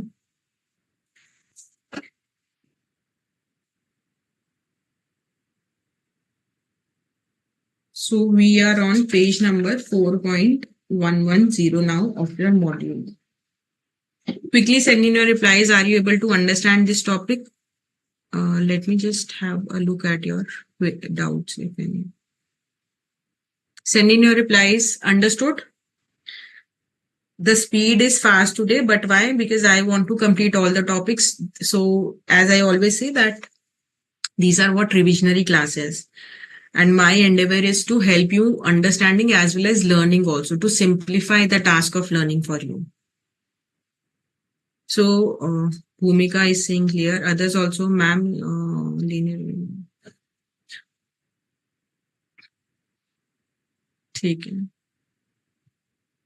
Okay. So analytical procedure used as substantive procedure. So first is what suitability of particular analytical procedure for the given assertion. Okay. So see, first of all, the analytical procedures are generally more applicable to large volumes of transactions. See, if there are only 10 sales transactions of a company, so auditor will prefer checking all the sales transactions instead of applying analytical procedure, calculating GP ratio, or let's say comparing the sales trade receivable to cash receipts or sales to cost of sales. He may perform what test of details for all the transactions. So generally, the analytical procedures are more suitable for the large volume of transactions that tend to be predictable over time. We have studied this, right? And the application of planned analytical procedure is based on the expectation that the relationship among data continue and exist. The way I gave you example of sales and building. So there is no relationship among sales and building as such, but sales and let's say sales return, there is a relationship. Sales and cost of goods sold, there is a relationship. So the expectation is that the relationship among the data exists and they continue in the absence of known conditions to the contrary, right? Further, the suitability also depends upon auditor's assessment of how effective it will be in detecting a misstatement. That is, basically, it wants to say that whether a particular analytical procedure is suitable or not, it all depends upon auditor's professional judgment, right? Further, in some cases, even unsophisticated predictive model may be effective as analytical procedure. So, for example, see, if you just multiply the number of employees with the fixed rate of salary, you may perform reasonableness test. So this is what a very simple reasonableness test. So that is why it is mentioned unsophisticated predictive model. So nothing new as such, but what reasonableness test, right? And somewhere complex structural modeling processes also to be applied, like following linear regression, whereby you consider the prior period data, you apply the statistical methods, and you see the effect on the predict the current period's position. Okay? Is it clear? Okay. Then it says that the determination of suitability of particular analytical procedure is influenced by the nature of assertion and auditor's assessment of risk of material misstatement. For example, if controls over sales order processing are weak, the auditor may place more reliance on test of details rather than on substantive analytical procedure for assertions related to receivables. Okay? simple, that if risk of material misstatement is high, तो test of details करने पड़ेंगे ना. So there only analytical procedure or analytical procedure may not be relevant. So the topic is what? Suitability of particular analytical procedure for a given assertion. So generally more applicable to large volume of transaction. Expectation that the relationship exists and it continues. It all depends upon auditor's assessment, and unsophisticated predictive model can also be effective. Further, if in a situation the controls are weak, then their test of details will have to be performed, right? And this says that auditor may decide to perform test of details as well as substantive analytical procedure. This is one of the examples you may read. Okay? Is it clear? Now the next one is reliability of data. So obviously we have also seen that when the auditor were deciding whether to use or not, then he was considering the data reliable and relevant. Availability of data, if you remember. So this is what reliability of data. So now the reliability, you all know it is affected by the source, the nature and the circumstances and the control. So it says that auditor will consider the source of information available. If it is available from independent source, it is going to be more reliable. The comparability of the information, right?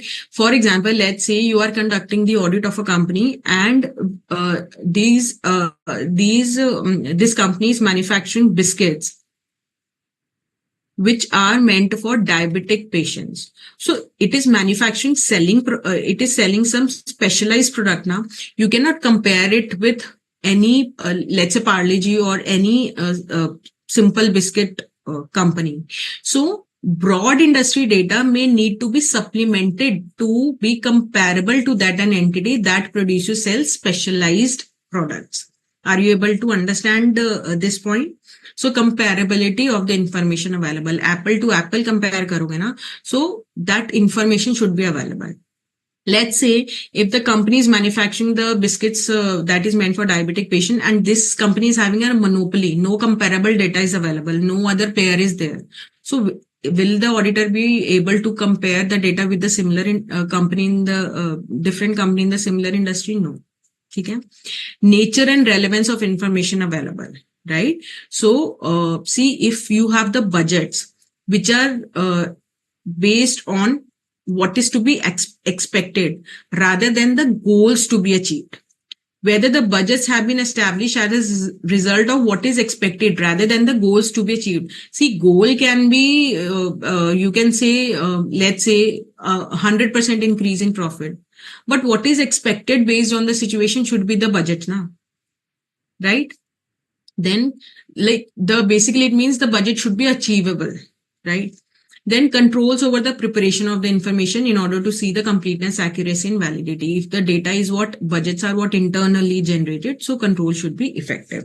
So are you able to understand? And in order to consider that, auditor may consider testing the operating effectiveness of the control over the entity's preparation of information used by the auditor in performing substantive analytical procedure. So whatever information the auditor is using, whether the testing, he'll test whether the controls are effective or not. Okay. Is it clear? Right. Then the third point is evaluation of whether the expectation is sufficiently precise. So when the auditor is developing an expectation out, so the way we said that, okay, GP ratio can be 11%. And I said that building ko thona predict kar sakte hain. So these are again the points. Let's say expectation cannot be sufficient, cannot be developed. Why? Because the data available is not disaggregated or segregated, right? So the accuracy with which expected results of substantive analytical procedure can be predicted.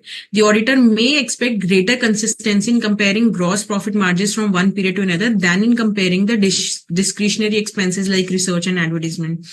So auditor cannot say na ki last year 10 lakhs kharcha hua tha research and expenditure pe, now it should be 15 lakhs, right?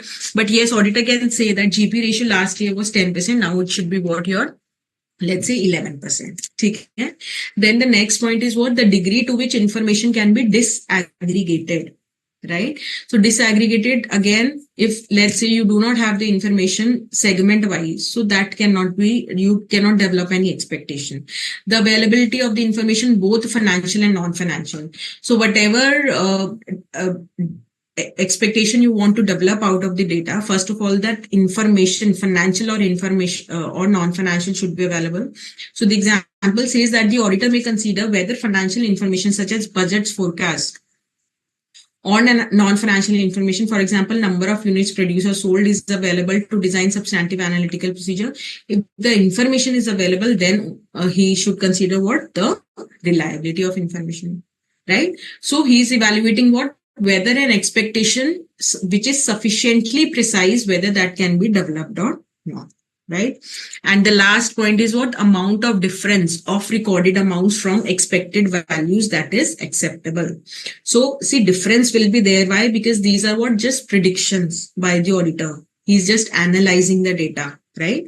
So amount of difference of recorded amounts from expected value, that is acceptable, and it all depends upon what? Materiality, the consistency with which the desired level of assurance the auditor wants. So if you remember, we have seen if the materiality is more with respect to a particular class of transaction, the difference will be less, right? So SA 330 requires the auditor to obtain more persuasive audit evidence the higher the auditor's assessment of risk. Accordingly, the assessed risk increases. The amount of difference considered acceptable without investigation decreases in order to achieve the desired level of persuasive evidence. Persuasive is what? Convincing, right? Is it clear? So we have done the 4 steps that the auditor considers when he is performing what? When he is using the analytical procedure as substantive procedure. That is what? Suitability of particular analytical procedure for given assertion, reliability of data, evaluation of whether the expectation is sufficiently precise, and amount of difference of recorded amounts from expected values that is acceptable. Right. And the next topic that we are going to do, if you remember, when we did the definition of analytical procedure, we saw that it is what? The analysis of plausible relationship among financial and non-financial information. Then it also encompasses the investigation of identified fluctuations and inconsistencies. So now is the topic investigating results of analytical procedures. Quickly send in your replies whatever we have done, whether it is clear or not. Shoaib, which 4th point you want me to explain? Quickly specify. So Sukaina, Ajay are saying clear. Which 4th point? Om Krishna is saying clear. Others, please reply.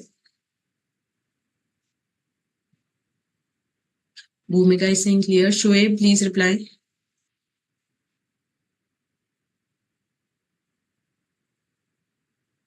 Acha, to unsophisticated predictive model. So he is talking about this point.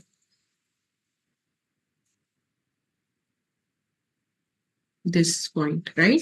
So basically here, so I told you that nothing technical as such, it is but unsophisticated is what? Simple predictive model. So let's say you just simply perform a reasonableness test that, see, if an entity has a known number of employees at fixed rate of pay throughout the period, it may be possible for the auditor to use this data to estimate the total payroll cost for the period with a high degree of accuracy.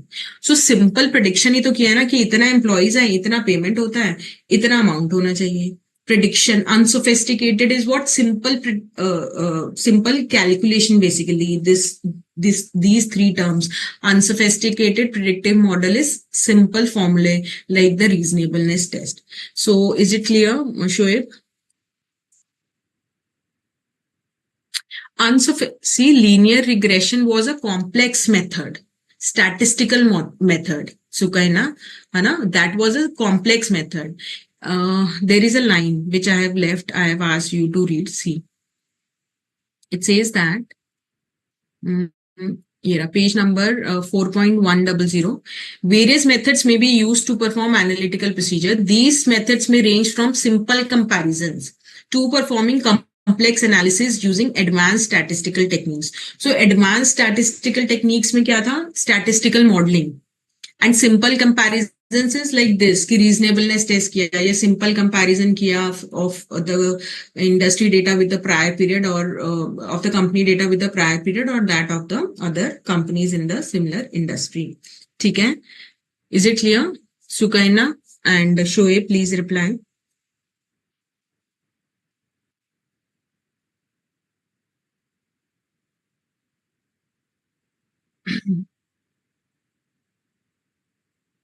Let me just see if they have understood. Yes, Swati, linear regression is regression and correlation. So you need not, for the purpose of this chapter or auditing and ethics subjects, you need not go in detail as such of this linear regression thing. So just keep in mind that complex statistical models can be there.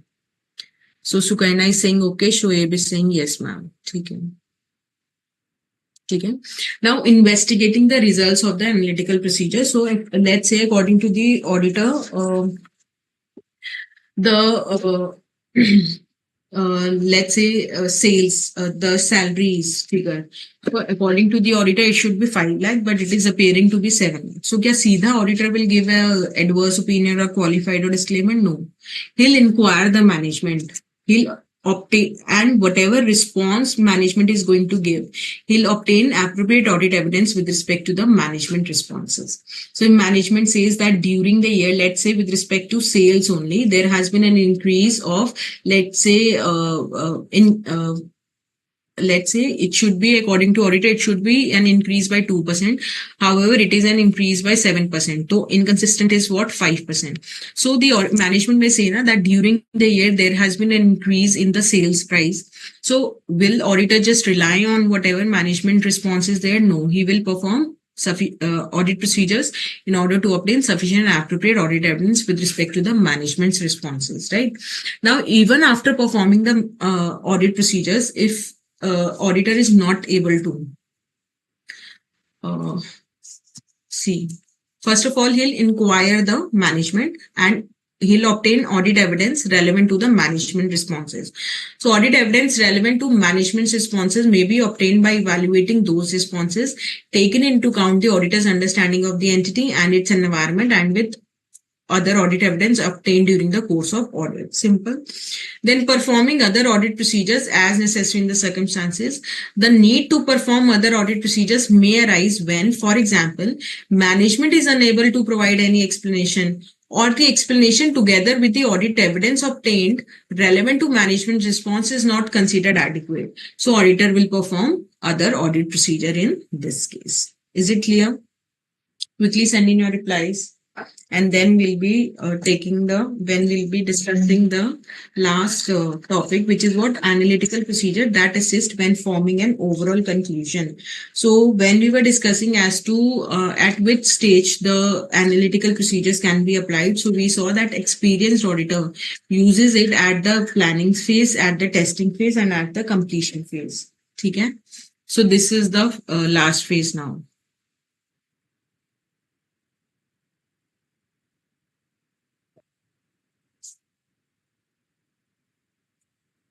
So, though I have explained it to you that when the auditor has formed conclusion, when he is forming a conclusion, he'll see that whether his understanding about the financial statement was correct or not. So, the conclusions drawn from the results of analytical procedure designed and performed in accordance with are intended to corroborate conclusions formed during the audit of individual components, elements of the financial statement. Corroborate is what? Support.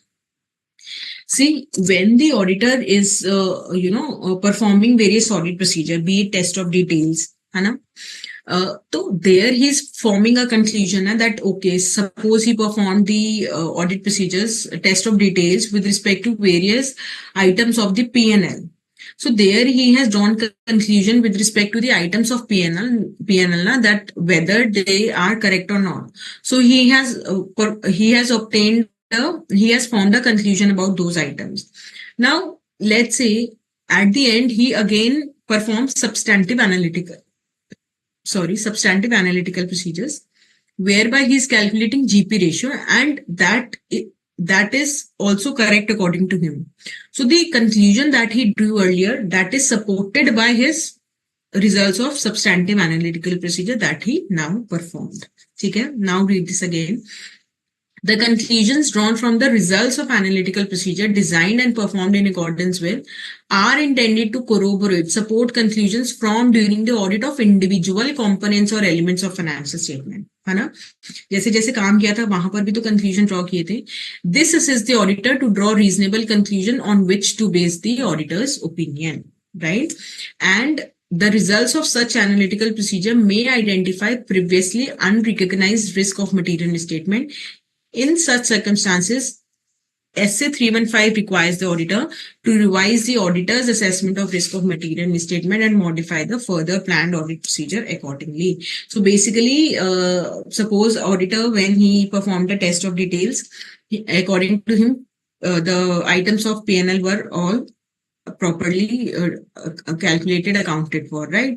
But when he calculated the GP ratio, according to him, there is some fluctuation. Now, there is a need to revise the assessment of risk of material misstatement. And whenever there is a revision in the assessment of risk of material misstatement, there is corresponding modification in the further audit procedures that the auditor is going to perform, right? So with this, we have finished this chapter and we have covered each and every essay, each and every topic from this module, right? So quickly go through this case study 1 quickly. And meanwhile, if anyone is having any doubt relating to this chapter, please send in your doubt. So it says that C. Drishti Khandelwal is conducting audit of a company engaged in manufacturing towels and bedspreads. The company is having its own manufacturing setup. However, it also gets some manufacturing processes outsourced from third parties. The company has 3 locations having substantial quantities of inventories in the same city. Besides, due to outsourcing of some processes, inventories are also held in premises of third parties in the same city. As part of audit procedures, she is performing many audit procedures required by different standards on auditing. In particular, she is attending physical inventory count process of the company at year end in accordance with requirements of SA 501. The inventory of the company includes raw material consisting mainly of natural and dyed yarns, work in progress in different stages of manufacturing, and finished stocks of towels and bedspreads. She is also planning sending confirmation to parties to whom the company has sold goods. On reviewing trade receivable risk, she finds that the list also contains large number of parties having small balances. She further finds that these receivables have arisen due to sale of bedspreads to small-time retailers and possibility of difference in balances as per company's record and as per records of these small-time retailers is low. Risk of misstatement in relation to trade receivable has been assessed as low. Besides, there is nothing to suggest that small-time retailers would disregard such requests. While conducting audit, she is testing controls operating in the company. She is also conducting tests of various items of income and expenditure as well as balances appearing in balance sheet. She intends to rely upon sampling extensively. Now, based on the above description, answer the following question. Which of the following statement is most appropriate regarding inventory count by auditor in accordance with SA 501? So, in particular, so this paragraph, in particular, she is attending physical inventory count process of the company at year end in accordance with SA 501. The inventory of the company includes raw material consisting of natural dyed yarns, work in progress, stages of manufacturing, and finished goods. Okay? So, she should inspect the inventory to ascertain its existence, condition at all location, observe how company personnel are carrying out count procedure and perform the test counting. Second, B, she should inspect the inventory to ascertain its existence as all location, observe how company personnel are carrying out count procedures and perform test counting. The matter of condition of inventory falls in domain of expert. C, she should inspect the inventory to ascertain its existence of at selected location, observe how company personnel are carrying out the count procedures and perform test counts. The matter of condition of inventories falls in domain of expert. And D, she should inspect the inventory to ascertain its existence and condition at all location and perform counting of each and every item. Quickly send in your replies. Let me just see whether you have replied or not, whether any of the students have replied or not. So Bhumika, Om, Swati.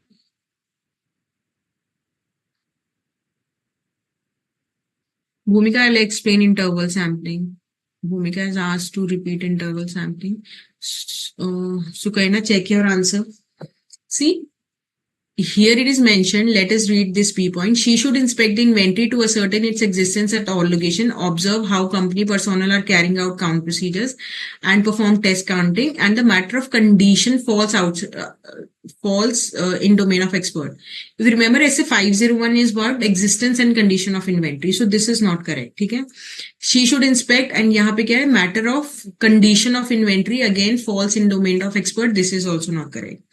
The last says she should inspect the inventory to ascertain its existence at all locations and perform counting of each and every item. This is not possible, no?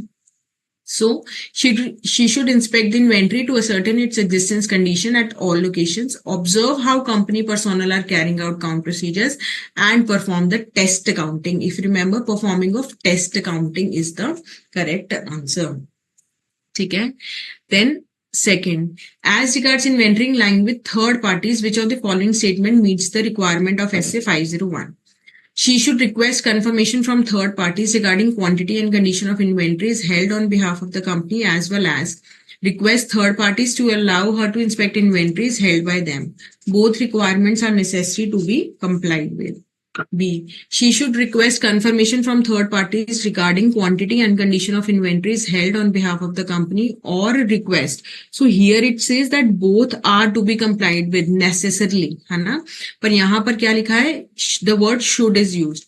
और यहाँ पे और है, यहाँ पे क्या है? As well as, that is and. So or request third parties to allow her to inspect. Compliance of any one of these or both is required for the purposes of SA 501. There is no obligation cast upon audit in respect of entry. So this is galat. This is also not correct. Why? Because it says both is to be followed.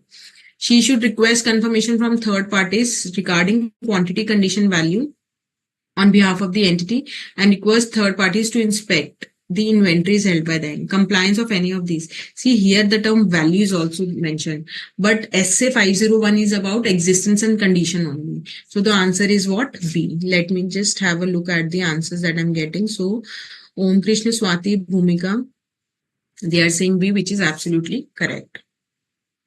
Keeping in view the description regarding trade receivable, identify the most appropriate statement in context of SA 505. She should not plan, design, confirmation request for a large number of parties having small balances. She should plan and design positive confirmation request for a large number of parties having small balances. She should plan and design positive confirmation request for a large number of parties having small balances and meticulously analyze the exception rate. She should plan, design negative confirmation requests for large number of parties having small balances. So, Sukarna is correct. Others also please reply. So, see, she should not plan and design confirmation requests for large number of parties having small balances. It is not mentioned anywhere, no? It all depends upon auditor's professional judgment. She should plan and design positive confirmation requests for large number of parties having small balances. No, vice versa is true, right? Right? See, sending positive confirmation requests to large number of parties having very small balances. Here, the negative confirmation will be fine, na? She should plan and design positive confirmation requests for large number of parties having small balances and meticulously analyze the exception rates. This is also not correct. Yes, where there is large number of parties with very small balances, so negative confirmation request will be fine, right? Is it clear? Fourth, as regards sampling, which of the following statement is most appropriate in terms of SA 530? Sampling is used to test transaction as well as test of controls. Sampling is used to test of balances as well as test of controls. Sampling is used in test of details. Sampling is used in test of details as well as test of controls. So the answer is D. Fifth, since she intends to rely upon sampling extensively, which of the following statement is true about sampling risk? Sampling risk can be eliminated. Increase in sampling risk would lead to decrease in detection risk. Increase in sampling risk would lead to increase in detection risk. Sampling risk will always be in existence. So what is the correct answer? Let me just have a look at your. So Bhumika is saying 5D, Om Krish is saying 5D, Sukarna is saying 5D, Swati is saying 5D. So I hope you are able to answer now. So the answer is D, right?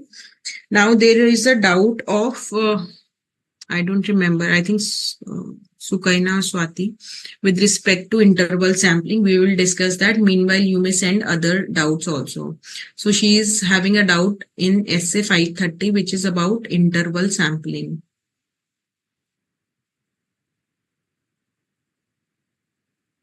So let me just look at the page number. 4.62. See, interval sampling is systematic or interval sampling. So basically, you take the total number of population, right? And then whatever sample size you require, let's say you want a sample size of 10 items, you divide it by 10, right? So it comes out to be 100. So every 100th item will now be selected, right? And the first item may be selected randomly. So using random number table, let's say out of 1 to 100, let's say, or 1 to 50, it comes out to be 45th item. So the interval is what? 100. So adding 100 to it, now 145th item will be selected. Adding 100 to it, now 245th item. So 1000 invoices are there if they are in a sequence. So the 245th item, then adding 100. This way, the 345th item. So the 100 samples that will be selected will be based on this interval that is applied, right? Is it clear? So systematic selection is a selection method in which numbers of sampling units in the population is divided by the sample size to give the sampling interval, example 50. And having determined the starting point with the first 50, each 50th sampling unit thereafter is selected. Although the starting point may be determined haphazardly, however, it may be determined using the random number tables. Okay? So if your sampling interval is 100, so within 100, it will be decided by either haphazardly that okay, the 75th item or the 45th item, or using the random number tables. So let me just have a look at.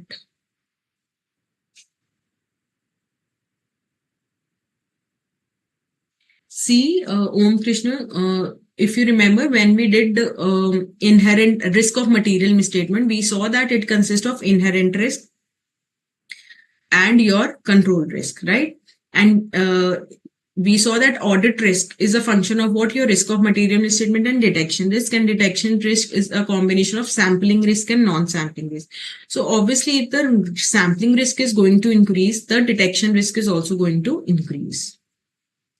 Okay, Om Krishna Gupta, is it clear now? Others also please send your query. With respect to interval sampling,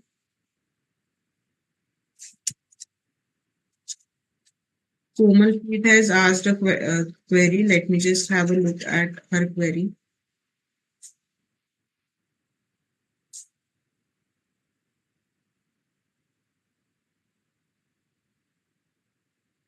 See, in the second, see, that is why I always tell you that reading of all the options is really very, very necessary. So page number 4.116.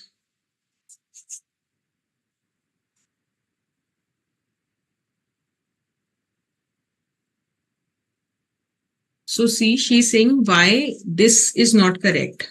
We are on page number 4.116, MCQ second, point A. See, it says she should request confirmation from third parties regarding quantity condition of inventories held on behalf of company, as well as request third parties to allow her to inspect inventories held by them. Then it says both requirements are necessary to be complied with. Necessary. That both the things are to be complied with. Right? So that is why it is not correct. So if you just have a look at essay 501. Essay 501.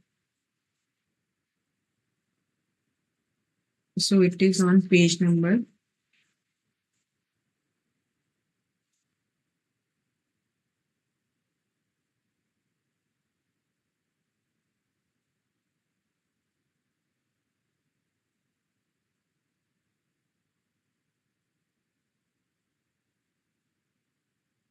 So see page number 4.71. So now you will be able to understand why I always tell you to read in between the lines. 4.71.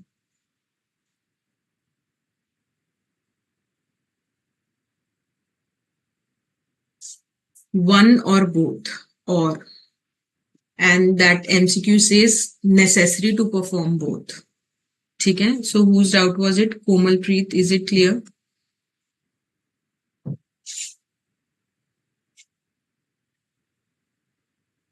Komalpreet, please reply whether your doubt is resolved or not. Interval sampling, Bhumika, is it clear or not now? Sukaina, unsophisticated model, is it clear? Shoaib, you also reply whether your query was resolved or not.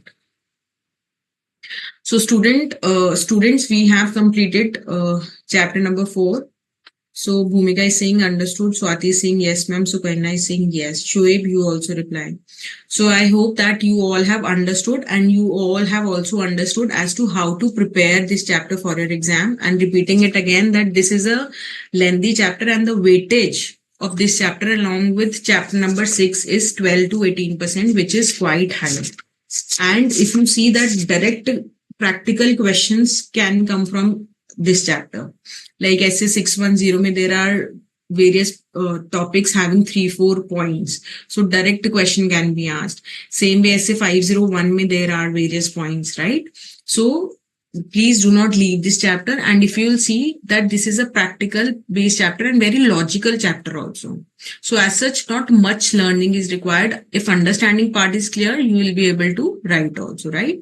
So I hope that all of your doubts are clear. Shoaib, Swati, Bhumika, all are saying ma'am it is clear. Sukaina is saying ma'am it is clear. Chalo go. Just a minute, one more doubt.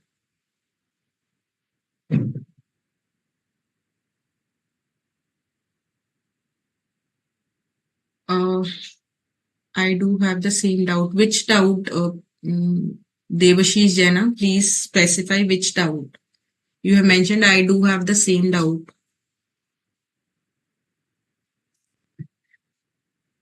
So if you're talking about MCQ number 2, A part, then there it is mentioned that it is necessary to perform both. However, here it is required that any of these, one or both, depending upon auditor's what? Professional judgment. So that is why point number 1 is not correct. ठीक है ना? So I hope it is clear now.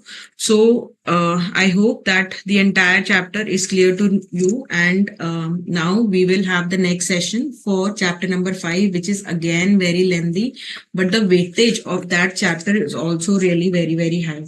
12 to 20%, which is the highest among all the chapters. So I will advise you that before coming for the next session, please, you should have done all the 4 chapters. Done say I mean gone through the module, all your test, your understanding, all illustrations, and you should have learned that all these 4 chapters. The point should be on your fingertips, right? So wishing you all a very happy Diwali, and please study hard and start preparing for your exams. Make use of these classes, which are the revisionary classes, for your benefit only, and that you can do only when you study after attending these sessions, right? So wishing you all a happy Diwali, and thank you. Bye bye. Recording stopped.